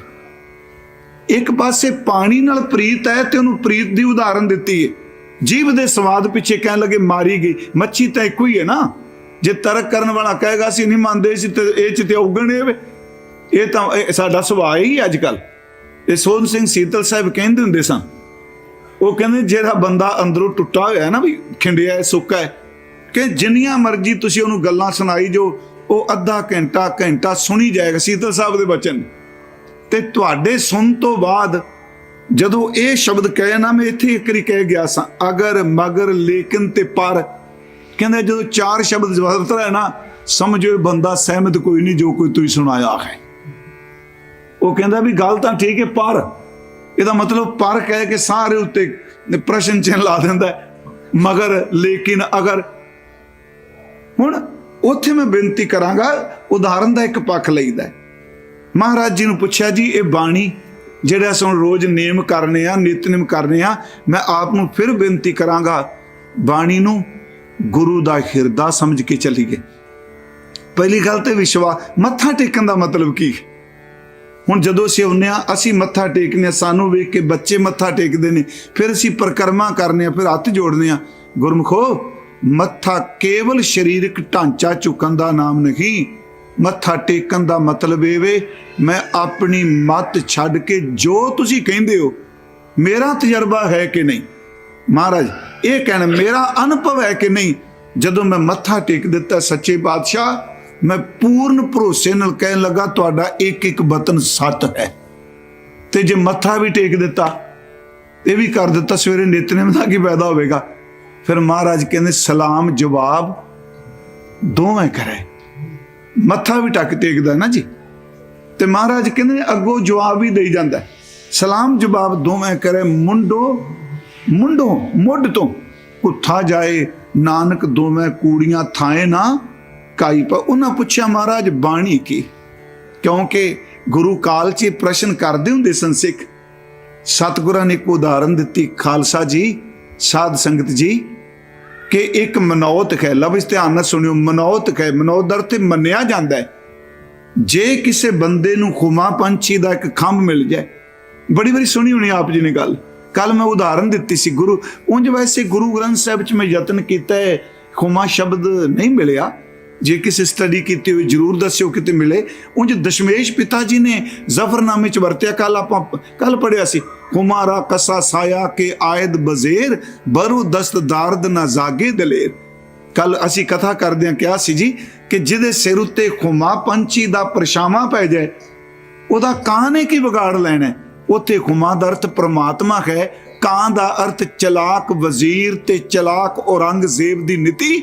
ਕਹਿ ਲੱਗੇ ਜਿਹਦੇ ਸਿਰ ਦੇ ਉੱਤੇ ਰੱਬ ਦਾ ਸਾਇਆ ਹੋਵੇ ਨਾ, ਚਲਾਕੀਆਂ ਤੇ ਸਾਜ਼ਿਸ਼ਾਂ ਰਚਣ ਵਾਲੇ ਉਹਦਾ ਵਾਲ ਵੀ ਵਿੰਗਾ ਨਹੀਂ ਕਰ ਸਕਦੇ। ਬੜੀ ਵੱਡੀ ਗੱਲ ਹੈ ਜੀ। ਪਰ ਇਹ ਕਿਹਾ ਜਾਂਦਾ ਹੈ ਕਿ ਜੇ ਖੁਮਾ ਪੰਛੀ ਦਾ ਖੰਭ ਮਿਲ ਜਾਏ, ਪੰਖ ਮਿਲ ਜਾਏ ਤੇ ਤੀਰ ਚਲਾਉਣ ਵਾਲਾ, ਉਸ ਫਿਰ ਮੈਂ ਬੇਨਤੀ ਕਰਾਂ ਮਨੌਤ ਮੰਨਿਆ ਜਾਂਦਾ ਹੈ। ਉਸ ਖੰਭ ਨੂੰ ਤੀਰ ਦੇ ਨਾਲ ਬੰਨ੍ਹਦਾ ਹੈ, ਜਾਂ ਇਹਨੂੰ ਕਹਿ ਲਓ ਤੀਰ ਖੰਭ ਨਾਲ ਬੰਨ੍ਹਦਾ ਹੈ, ਤੇ ਪੂਰੇ ਜ਼ੋਰ ਨਾਲ ਆਪਣੀ ਕਮਾਨ ਦੀ ਤੰਦੀ ਖਿੱਚ ਕੇ ਤੀਰ ਨੂੰ ਛੱਡੇ। ਇਕੱਲਾ ਤੀਰ ਥੋੜੀ ਦੂਰ ਜਾ ਕੇ ਡਿੱਗ ਪਏਗਾ, ਪਰ ਜਿਸ ਤੀਰ ਦੇ ਨਾਲ ਖੁਮਾ ਦਾ ਖੰਭ ਵੱਜਾ ਹੁੰਦਾ ਹੈ, ਉਹ ਤੀਰ ਨੂੰ ਉੱਥੇ ਜਾ ਪਹੁੰਚਾਉਂਦਾ ਹੈ ਜਿੱਥੇ ਖੁਮਾ ਪੰਛੀ ਹੁੰਦਾ ਹੈ। ਮਹਾਰਾਜ ਇੱਕ ਉਦਾਹਰਨ ਦੇ ਰਹੇ ਕਿ ਉਹ ਸੱਚੀ ਮੁੱਚੀ ਤੀਰ ਨੂੰ ਉਹ ਲੈ ਜਾਂਦਾ ਜਿੱਥੇ ਖੁਮਾ ਹੈ। ਮਹਾਰਾਜ ਕਹਿੰਦੇ ਗੁਰਸਿੱਖੋ ਯਾਦ ਰੱਖਿਓ, ਇਕੱਲੀਆਂ ਆਪਣੀਆਂ ਸੁਰਤਾਂ ਡਿੱਗ ਪੈਂਦੀਆਂ ਨੇ। ਯਤਨ ਕਰਾਂਗੇ ਸੰਸਾਰ ਤੇ ਡਿੱਗ ਪਊਗੀ, ਵਕਾਰ 'ਚ ਡਿੱਗ ਪਊਗੀ, ਪਰਿਵਾਰ ਤੇ ਆ ਕੇ ਡਿੱਗ ਪਊਗੀ, ਕਿਸੇ ਮਿੱਤਰ ਦਾ ਵੈਰੀ ਵੱਲ ਆ ਕੇ ਡਿੱਗ ਪਊਗੀ। ਪਰ ਜੇ ਤੁਸੀਂ ਇਸ ਸੁਰਤ ਨੂੰ ਗੁਰੂ ਦੇ ਸ਼ਬਦ ਨਾਲ ਘੁੱਟ ਕੇ ਬੰਨ੍ਹ ਦਿਓਗੇ, ਇਹ ਆਖਰੀ ਸ਼ਬਦ ਸਾਡੀ ਸੁਰਤ ਨੂੰ ਇੱਥੇ ਲੈ ਜਾਏਗਾ ਜਿੱਥੋਂ ਇਹ ਅੱਖਰ ਅਨੁਭਵ ਵਿੱਚੋਂ ਆਏ ਨੇ। ਫਿਰ ਬੇਨਤੀ, ਕਿਉਂਕਿ ਬਾਣੀ ਕੇਵਲ ਠੀਕ ਹੈ ਜੀ, ਕਾਲਜਾਂ ਦਾ ਯੂਨੀਵਰਸਿਟੀਆਂ 'ਚ PhDਆਂ ਹੋ ਰਹੀਆਂ ਨੇ, ਕਾਲਜਾਂ ਵਿੱਚ ਪ੍ਰੋਫੈਸਰ, ਚੰਗੀ ਗੱਲ ਹੈ, ਪਰ ਨਹੀਂ, ਇਸ ਅੱਖਰਾਂ ਵਿੱਚ ਜਿਹੜਾ ਰੂਹਾਨੀ ਗਿਆਨ ਹੈ ਉਹਨੂੰ ਦੁਨੀਆ ਦੇ ਗਿਆਨ ਦੇ ਬਰਾਬਰ ਮਤ ਤੁਲਨਾ ਦਈਏ। ਇਹ ਸ਼ਬਦ ਦਾ ਰਚੈਤਾ ਹੈ, ਤੇ ਜਦੋਂ ਕਿਤੇ ਸੁਰਤ ਜੁੜੇ ਇਹ ਸ਼ਬਦ ਉੱਥੇ ਲੈ ਜਾਂਦਾ ਜਿੱਥੋਂ ਸ਼ਬਦ ਆਇਆ ਹੈ, ਜਿੱਥੋਂ ਦਾ ਮਤਲਬ ਜਿਹੜਾ ਉਹ ਅਨੁਭਵ ਹੈ। ਮੈਂ ਆਪ ਨੂੰ ਬੇਨਤੀ ਕੀਤੀ, ਅੰਮ੍ਰਿਤ ਬਾਣੀ ਤਤ ਵਖਾਣੀ ਗਿਆਨ ਧਿਆਨ ਵਿੱਚ ਆਈ, ਗੁਰਮੁਖ ਆਖੀ ਪੜ੍ਹਦੇ ਸਾਰੇ ਆ। ਗੁਰੂ ਅੰਗਦ ਸਾਹਿਬ ਦੀਆਂ 2 ਤੁਕਾਂ ਸੱਚੀ ਮੈਂ ਕੱਲ ਹੀ ਪੜ੍ਹੀਆਂ, ਮਨ ਚ ਆਇਆ, ਕਹਿੰਦੇ ਨੇ ਇਸ ਬਾਣੀ ਨੂੰ ਕਥਾ ਵੀ ਸਾਰੇ ਕਹਿੰਦੇ ਆ, ਬੋਲਦੇ ਸਾਰੇ ਆ, ਪਰ ਜਿਹੜਾ ਗੁਰੂ ਦੇ ਸਨਮੁਖ ਹੁੰਦਾ ਹੈ ਉਹਨੂੰ ਸਮਝ ਪੈਂਦੀ ਹੈ ਗੁਰੂ ਨੇ ਆਖੀ, ਤੇ ਗੁਰਮੁਖ ਹੀ ਇਹਨੂੰ ਜਾਣਦਾ ਹੈ। ਗੁਰਮੁਖ ਆਖੀ, ਗੁਰਮੁਖ ਜਾਤੀ। ਅਗਲਾ ਬਚਨ ਕਰਮੀ ਸੁਰਤ ਧਿਆਈ, ਜਿਨ੍ਹਾਂ ਬਖਸ਼ਿਸ਼ ਵਾਲਿਆਂ ਨੇ ਸੁਰਤ ਟਿਕਾ ਕੇ ਬਾਣੀ ਨੂੰ ਧਿਆਇਆ, ਇਹ ਬਾਣੀ ਉੱਥੇ ਲੈ ਗਈ ਜਿਸ ਤੱਤ ਦੀ ਇਹ ਗੱਲ ਕਰਦੀ ਪਈ ਹੈ। ਮੈਂ ਇੰਨੀ ਇੱਕ ਬੇਨਤੀ ਅੱਜ ਆਰੰਭ 'ਚ ਕੀਤੀ ਹੈ। ਅੱਜ ਜਿਹੜਾ ਸ਼ਬਦ ਹੈ ਇਹਦੀ ਸ਼ੁਰੂਆਤ ਹੈ ਸਾਰੰਗ। ਇਹਦਾ ਲਫ਼ਜ਼ੀ ਅਰਥ ਹੈ ਜੀ ਸਾਰੰਗ ਰਾਗ 31 ਰਾਗਾਂ ਵਿੱਚੋਂ। ਆਰੰਭਤਾ ਹੈ ਇੱਕ ਓਵੰਕਾਰ ਸਤਿਗੁਰ ਪ੍ਰਸਾਦ। ਸਿੱਧੇ ਅਰਥ ਕਰਾਂਗਾ, ਪਾਰ ਬ੍ਰਹਮ ਪਰਮੇਸ਼ਵਰ ਇੱਕ ਹੈ, ਇੱਕ ਰਸ ਹੈ, ਉਸ ਵਰਗਾ ਹੋਰ ਕੋਈ ਨਹੀਂ। ਉਸ ਨੂੰ ਪਾਉਣ ਦਾ ਤਰੀਕਾ ਜਿਹੜਾ ਸਤਿਗੁਰ ਪ੍ਰਸਾਦ, ਸਤਿਗੁਰਾਂ ਦੀ ਕਿਰਪਾ ਨਾਲ ਮਿਲਦਾ ਹੈ। ਅੱਜ ਸਿਰਫ ਪਹਿਲੀਆਂ 2 ਤੁਕਾਂ ਲੈਣੀਆਂ, 3 ਦਿਨ ਆਪਾਂ ਗੱਲ ਕਰਨੀ। ਮਹਾਰਾਜ ਭਗਤ ਪਰਮਾਨੰਦ ਜੀ ਦਾ ਸ਼ਬਦ ਹੈ। ਥੋੜਾ ਜਿਹਾ ਆਪ ਨੂੰ ਬੇਨਤੀ ਕਰਦੇ ਹਾਂ ਜੀ, ਇਹ ਪਰਮਾਨੰਦ ਜੀ ਬਾਰੇ ਕਿਹਾ ਜਾਂਦਾ ਹੈ ਮਹਾਰਾਸ਼ਟਰ ਵਿੱਚ ਸ਼ੋਲਾਪੁਰ ਹੈ ਇੱਕ ਕਸਬਾ, ਇਹ ਜਨਮ ਉੱਥੋਂ ਦਾ ਸੀ ਇਹਨਾਂ ਦਾ।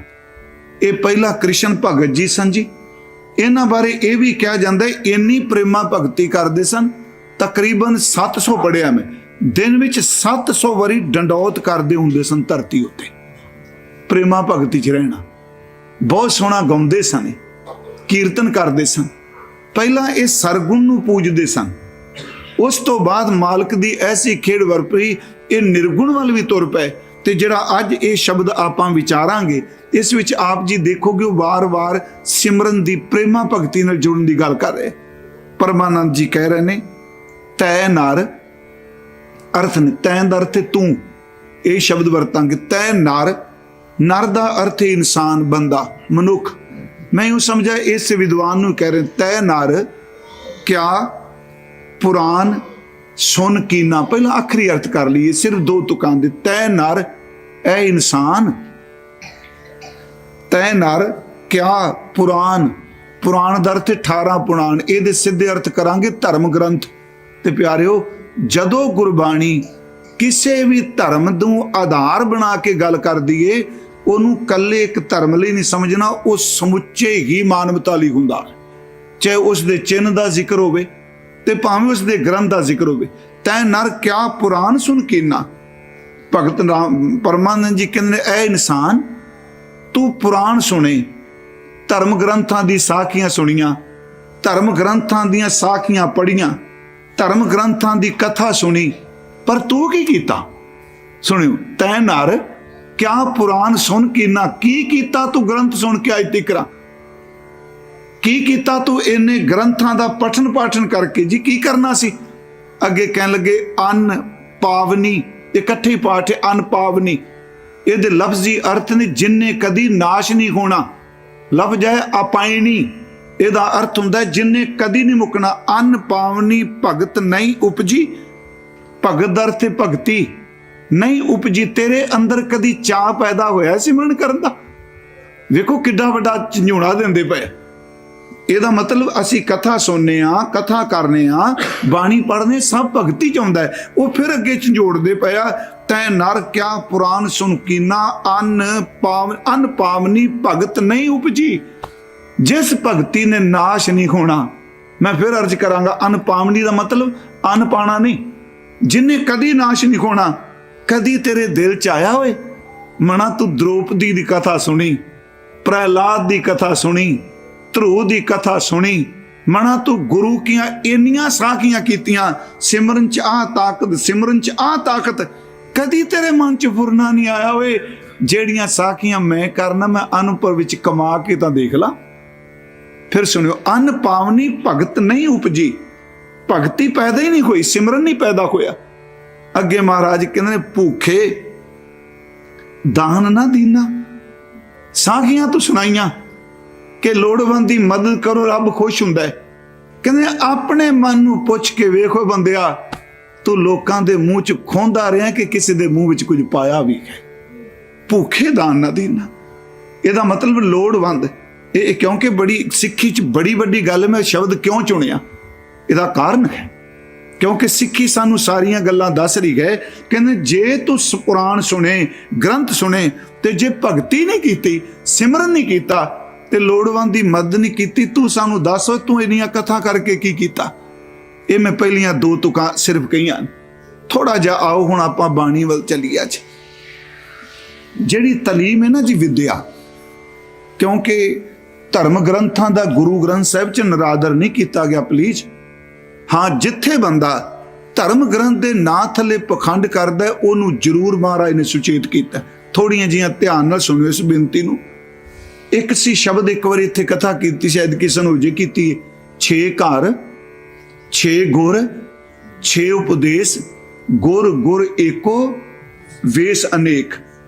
ਅਰਥ ਬੜੇ ਸਰਲ। 6 ਘਰ ਦਾ ਅਰਥ 6 ਸ਼ਾਸਤਰ, ਪੁਰਾਣ 18 ਨੇ, ਸ਼ਾਸਤਰ 6 ਨੇ, ਤੇ ਵੇਦ 4 ਨੇ, ਸਿਮਰਤੀਆਂ 27 ਨੇ, ਉਪਨਿਸ਼ਦ ਜਿਹੜੇ ਮੇਨ ਨੇ ਉਹ ਤਕਰੀਬਨ 13-14 ਨੇ, ਉਹ ਗਿਣਤੀ ਸੈਂਕੜਿਆਂ ਵਿੱਚ ਵੀ ਹੈ ਜੀ ਉਪਨਿਸ਼ਦਾਂ ਦੀ। 3 ਕਵਾਲੀਅਮ ਮਿਲ ਜਾਂਦੇ ਨੇ ਪੜ੍ਹਨ ਵਾਸਤੇ ਹਿੰਦੀ ਚ, ਸਾਰੇ ਵਿੱਚ ਕਈ ਉਪਨਿਸ਼ਦ ਐਸੇ ਨੇ ਜਿਹੜੇ 1-1 2-2 ਪੇਜ ਦੇ। ਖੈਰ, ਇਹ ਵਿਸ਼ਾ ਵੀ ਵਿਦਵਾਨਾਂ ਦਾ ਹੈ। ਮਹਾਰਾਜ ਜੀ ਨੇ ਗੁਰੂ ਗ੍ਰੰਥ ਸਾਹਿਬ ਦੇ ਵਿੱਚ ਇਹ ਜਿਹੜਾ ਸ਼ਬਦ ਵਰਤਿਆ, 6 ਘਰ 6 ਗੁਰ 6 ਉਪਦੇਸ਼, ਗੁਰ ਗੁਰ ਏਕੋ ਵੇਸ ਅਨੇਕ। 6 ਸ਼ਾਸਤਰ, 6 ਘਰ, ਘਰ ਦਰ 6 ਸ਼ਾਸਤਰ, 6 ਗੁਰ। ਇਹਨਾਂ 6 ਸ਼ਾਸਤਰਾਂ ਦੇ ਉਚਾਰਨ ਕਰਤਾ 6 ਰਿਸ਼ੀ। ਇਹਨਾਂ 6 ਦੇ ਉਪਦੇਸ਼ ਵੱਖਰੇ ਵੱਖਰੇ ਨੇ ਜੀ। ਸ਼ਾਂਖ ਸ਼ਾਸਤਰ ਕੁਝ ਕਹਿੰਦਾ, ਵਿਦਾਂਤ ਕੁਝ ਕਹਿੰਦਾ, ਇਹ ਵੱਖਰੇ ਵੱਖਰੇ ਨੇ। ਯੋਗ ਪਤੰਜਲੀ ਦਾ ਯੋਗ ਸੂਤਰ ਕੁਝ ਹੋਰ ਕਹਿੰਦਾ, ਪਰ ਗੁਰੂ ਜੀ ਕਹਿੰਦੇ ਗੁਰ ਗੁਰ ਏਕੋ। ਇਹ ਜਿੰਨੇ ਰਿਸ਼ੀ ਬੋਲਦੇ ਨੇ ਇਹ ਇਕੱਲੇ ਨਹੀਂ, ਗੁਰ ਗੁਰ ਏਕੋ। ਇਹਨਾਂ ਸਾਰਿਆਂ ਦਾ ਗੁਰੂ ਕਰਤਾ ਪੁਰਖ ਵਾਹਿਗੁਰੂ ਹੈ। ਗੁਰ ਗੁਰ ਏਕੋ ਵੇਸ ਅਨੇਕ। ਅੱਗੇ ਗੁਰੂ ਜੀ ਕਹਿੰਦੇ ਬਾਬਾ ਜੈ ਘਰ ਕਰਤੇ ਕੀਰਤ ਹੋਏ। ਉੱਥੇ ਅਰਦਾਸ ਨੇ ਕੀਤੇ ਸਨ, ਜੈ ਘਰ ਕਰਤੇ ਕੀਰਤ ਹੋਏ, ਸੋ ਕਰ ਰਾਖ ਵਡਾਈ ਤੋਏ।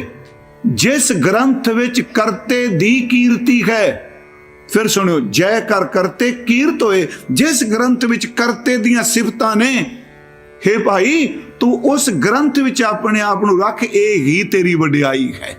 ਇਹਦਾ मतलब जिहदे च बंदगी है, करते दी कीर्ति है, ਇਹਦੇ ਚ तेरा भला है। पर समा पा के ना जी, जदों संप्रदावां खड़ियां हो जांदियां ने, उदों मूल गल भुल जाती है। मैं पिछले दिन ही कहा, चाहे कौम होवे चाहे मजहब होवे, जिथे धड़ेबंदी खड़ी हो जाए ना, उत्थे धड़े पाले जाते आ, उत्थे धर्म नहीं कमाया जाता। ये सच्चाई जे। जेड़ा दूजे धड़े वास्ते पाप है, ये सच है। बंदा टिकन नहीं देता, ला दो फाए नूं टंग दो अजे, ते जे मेरा धड़ा करे तो आप कहने कोई नहीं, वो बंदा अपना जे पड़दे पायो। ਇਹਦਾ मतलब बंदा धड़ा पालदा पिया, धर्म नहीं पालदा पिया। धर्म धड़े तो बहुत उच्चा हुंदा है। मैं फिर चलो आप नूं बेनती करा कि गुरु ग्रंथ साहिब विच जदों असीं इन्हां ग्रंथां दा जिक्र पढ़ने, देखो सतगुरां ने एक शब्द वरतिया, वेद कतेब कहो मत झूठे, झूठा जो ना विचारे। तू तलीला दे दे के कह रहे हैं वेद झूठे, कतेब झूठे। झूठा तां ओवे जिहड़ा इन्हां दी विचार नहीं करदा। सिमरत शास्त्र कुन पाप विचार दे तत्तै सार ना जानी। तू तत्त दी गल तां जान नहीं रहा, तू गल घमा घमू के दूजे पासे लै जाना। तत्त परमात्मा दे नाम दी गल क्यों नहीं करदा? यही कारण देखो गुरु ग्रंथ साहिब विच विद्या दा जिक्र है जी बहुत ज्यादा। ये नहीं आपां कह रहे कि महाराज विद्या दा खंडन कर रहे हैं। गुरु ग्रंथ साहिब विच गुरु नानक साहिब दे शब्द, एक तां पूरी पट्टी आसा राग दी, दूजी पट्टी गुरु अमरदास जी दी, तीसरा महाराज सच्चे पातशाह महाराज जी दा जिहड़ा आपां कल भी अर्ज कीती दखणी ओंकार, राम कली दखणी ओंकार। इस विच की है जी? 52 अखरी की है। ये जिन्ने जिहड़े विद्या दे नात ने 35 है, चाहे पट्टी लिखी है 52 अखरी है। ये सारियां गल्लां पढ़िया लिखिया नूं, सच्ची मुच्ची कथा करन वालियां नूं, ग्रंथां दा अभ्यास करन वालियां नूं क्या भाई स्वाद तां है जे तू पढ़ के ग्रंथ की कथा करके रब दे घर विच लेखा दे के छुट गया। थोड़ियां जिहियां बेनतियां सुनियो। मैं इस करके क्योंकि कोई पुराण पढ़ रहा है, कंठ कर लेना, बोल लेना बड़ा सौखा है, जिंदगी विच कमाना बहुत मुश्किल जे। क्योंकि जदों बंदा बोलदा है, बोलदियां होया कई बारी ओदी अपनी अंदर दी खौमे ही उन्होंने बहुत सारी एनर्जी दई जाती है। बंदा बोल रहा, टेक के संगत सो रही, बहुत लखां बंदे बैठे आ सुन रहे आ, ओदे अंदरों ही जदों बोलदा है, अंदरों खौमे दी खुराक मिलती। वेखो मना तेनू इन्नी दुनिया सुनती पई है, इन्नी टेक के सुनती पई है। मैनूं बख्श दिया जे सच्ची मुच्ची वो भी असली तत्त तो सानू दूर सिर्फ खौमे विच ही खजद कर दी है। थोड़े जे बचन आपां लैने आ, क्योंकि जिहड़ा सिमरन वाली तलीम है उहदे तां वारी नहीं आ रहे ने। एक देखो गुरु हरगोबिंद साहिब दा तुसीं पुरब मना रहे हो ना, आपां सारे मना रहे हैं जी। आप सब नूं पता हजूर दा आगमन जिहड़ा अजकल गुरुद्वारा शाहटा साहब गुरु की वडाली अरदास धन बाबा बुढ़ा साहिब जी ने की है। नाम उन्होंने रखे है, गुरबिलास पातशाही 6वीं विच लिखिया है कि जदों सारे परिवार इकट्ठा होया जां संगत इकट्ठी, ते गुरु हरगोबिंद साहिब जी नूं तालीम कौन दे, विद्या कौन शुरू करे, गुरमुखी कौन पढ़ाए? बाबा महादेव जी गुरु अर्जुन देव जी नाल सहमत सन ना, वड्डे भराता बाबा पिरती चंद तां नहीं। संगत विच ते बाबा महादेव जी बैठे ते गुरु अर्जुन देव जी ने बाबा महादेव जी नूं कहा कि आप जी इन्हां नूं तालीम शुरू करो, पढ़ाई विद्या शुरू कराइए। ते बाबा महादेव जी कहंदे नहीं महाराज जी, बड़ी निमरता च क्या नहीं जी। ते अगों फिर जे पूछा भी तालीम कौन दे, कोई पंडित, कोई ज्ञानी, कोई आचार्य? प्यारे उस संगत विचों ते बाबा महादेव जी उन्होंने कहा सच्चे पातशाह जी, साडे घर विच बाबा बुढ़ा साहिब तो वध आत्म ज्ञानी कौन है? ये तलीम, ये विद्या बाबा बुढ़ा साहब जी देंगे। गुरबिलास च लिखा है 5 सिख भेजे महाराज जी ने, क्योंकि बाबा जी बीड़ साहब रहिंदे सन ना, अजकल झबाल जिथे आप जाने। 5 सिख गए, बाबा बुढ़ा साहब जी नूं लैके आए।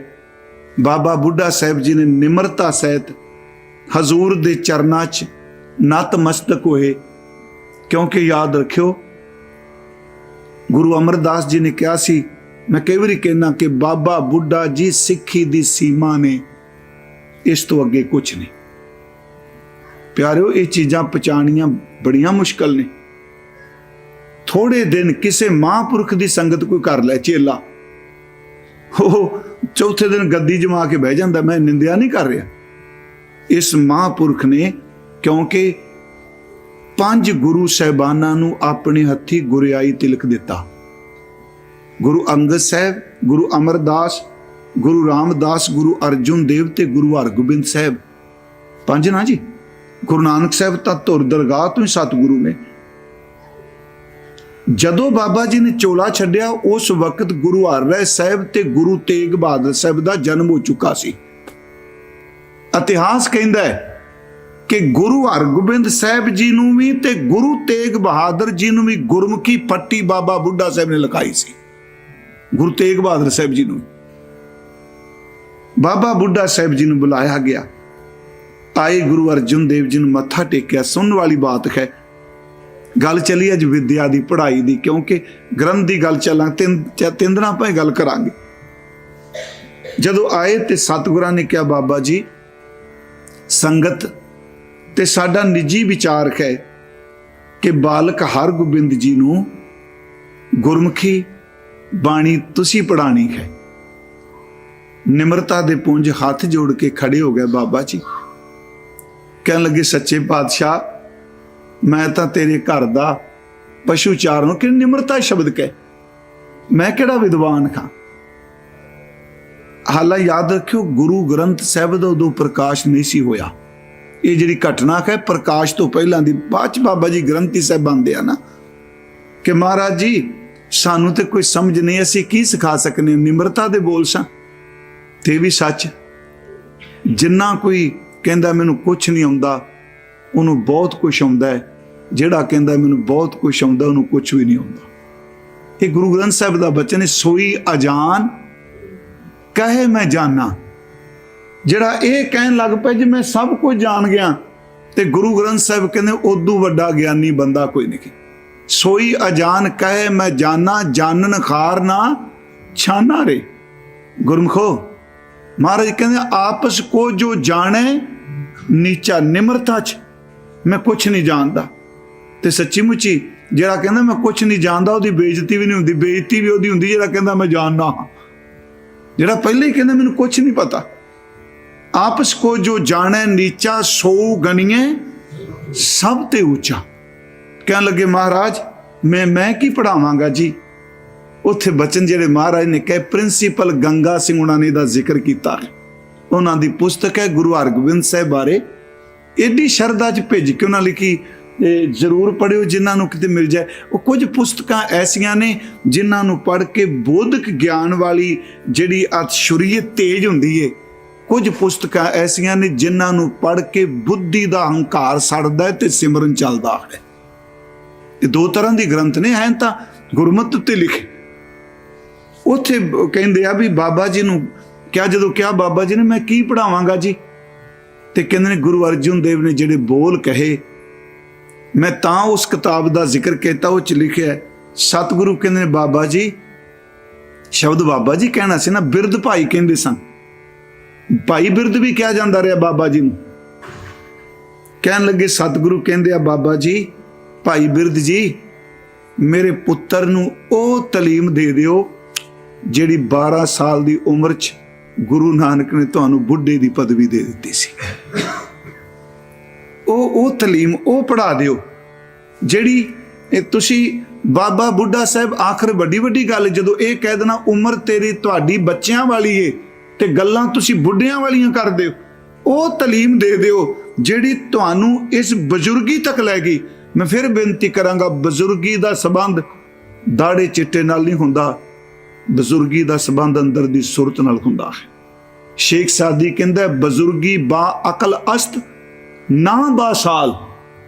ਬਜ਼ੁਰਗੀ ਦਾ ਸੰਬੰਧ ਅਕਲ ਨਾਲ ਹੈ, ਸਾਲ ਬੀਤਣ ਨਾਲ ਨਹੀਂ, ਕਿਉਂਕਿ ਲੋਕਾਂ ਦੇ ਸਾਲ ਬੀਤਣ ਤੋਂ ਬਾਅਦ ਕੇਸ ਵੀ ਚਿੱਟੇ ਹੋ ਜਾਣ, ਮਨ ਦੀ ਕਾਲਖ ਨਹੀਂ ਜਾਂਦੀ। ਬਜ਼ੁਰਗੀ ਬਾ ਅਕਲ ਹੈ, ਬਜ਼ੁਰਗੀ ਬਾ ਅਕਲ ਅਸਤ ਨਾ ਬਾ ਸਾਲ। ਤਾਵੰਗਰੀ ਬਾ ਦਿਲ ਅਸਤ ਨਾ ਬਾ ਮਾਲ। ਅਮੀਰੀ ਦਾ ਸੰਬੰਧ ਬੈਂਕ ਬੈਲੈਂਸ ਤੇ ਬਿਜ਼ਨਸ ਨਾਲ ਨਹੀਂ, ਅਮੀਰੀ ਦਾ ਸੰਬੰਧ ਦਿਲ ਦੇ ਨਾਲ ਹੈ। ਜਿਹਦਾ ਦਿਲ ਵੱਡਾ, ਯਾਦ ਰੱਖਿਓ ਉਦੋਂ ਵੱਡਾ ਅਮੀਰ ਕੋਈ ਨਹੀਂ। ਇਹ ਉਸ ਦਿਨ ਮਰਜ਼ ਕੀਤੀ, ਪਿੱਛੇ ਕਿਤ ਕਰਕੇ ਆਏ। ਉਹਨਾਂ ਜਦੋਂ ਕਿਹਾ ਜੀ ਤੁਸੀਂ ਸਿਖਾ ਦਿਓ ਜੋ ਤੁਹਾਨੂੰ ਗੁਰੂ ਨਾਨਕ ਸਾਹਿਬ ਨੇ, ਇਤਿਹਾਸ ਕਹਿੰਦਾ ਫਿਰ ਮਿਸ਼ਟਾਨ ਪ੍ਰਸ਼ਾਦ ਮੰਗਾਇਆ।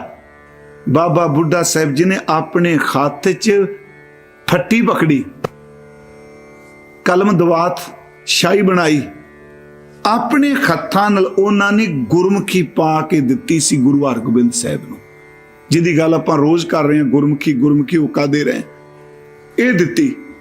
ਪਿਆਰਿਓ, ਇਤਿਹਾਸ ਕਹਿੰਦਾ ਹੈ ਕਿ 64 ਵਿਦਿਆ ਬਾਬਾ ਬੁੱਢਾ ਸਾਹਿਬ ਨੇ ਗੁਰੂ ਹਰਗੋਬਿੰਦ ਸਾਹਿਬ ਨੂੰ ਸਿਖਾਈਆਂ।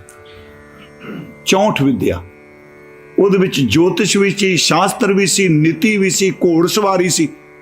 ਪੂਰੀ ਡਿਟੇਲ ਤਾਂ ਨਹੀਂ ਮਿਲਦੀ, ਪਰ ਇਹ ਮਿਲਦਾ ਹੈ ਕਿ 66 ਵਿਦਿਆ ਬਾਬਾ ਬੁੱਢਾ ਸਾਹਿਬ ਨੇ ਸਿਖਾਈਆਂ। ਮੈਂ ਆਪ ਨੂੰ ਬੇਨਤੀ ਕਰਾਂ, ਹੁਣ ਤੁਸੀਂ ਦੇਖੋ, ਇੱਕ ਪਾਸੇ ਵਿਦਵਾਨ ਪੰਡਿਤ ਨੇ, ਦੂਜੇ ਪਾਸੇ ਸਿਮਰਨ ਕਰਨ ਵਾਲੀ ਭਿੱਜੀ ਹੋਈ ਆਤਮਾ ਹੈ। ਗੁਰੂ ਸਾਹਿਬ ਨੂੰ ਪਤਾ ਹੈ ਜੋ ਗ੍ਰੰਥਾਂ ਵਿੱਚੋਂ ਪੜ੍ਹਨਾ ਹੈ ਉਹ ਬਾਬਾ ਬੁੱਢਾ ਸਾਹਿਬ ਦਾ ਜੀਵਨ ਖੁਦ ਬਣ ਚੁੱਕਾ ਹੈ। ਇਹੀ ਕਾਰਨ ਜਿਸ ਦਿਨ ਗ੍ਰੰਥੀ ਸਾਹਿਬ ਬਣਾਏ, ਉਸ ਰਾਤ ਵੀ ਕਿਹਾ ਕਿ ਭਾਈ ਗੁਰਦਾਸ ਸਾਹਿਬ ਨੇ ਬਾਣੀ ਲਿਖੀ ਹੈ, ਸਤਿਗੁਰਾਂ ਨੇ ਉਚਾਰਨ ਕੀਤੀ ਹੈ, ਤੇ ਸਵੇਰੇ ਇਹਦੀ ਸੇਵਾ ਉਹ ਕਰੇ ਜਿਨਨੇ ਗੁਰਬਾਣੀ ਨੂੰ ਰੋਮ ਰੋਮ ਕਰਕੇ ਜੀਆ ਹੋਵੇ।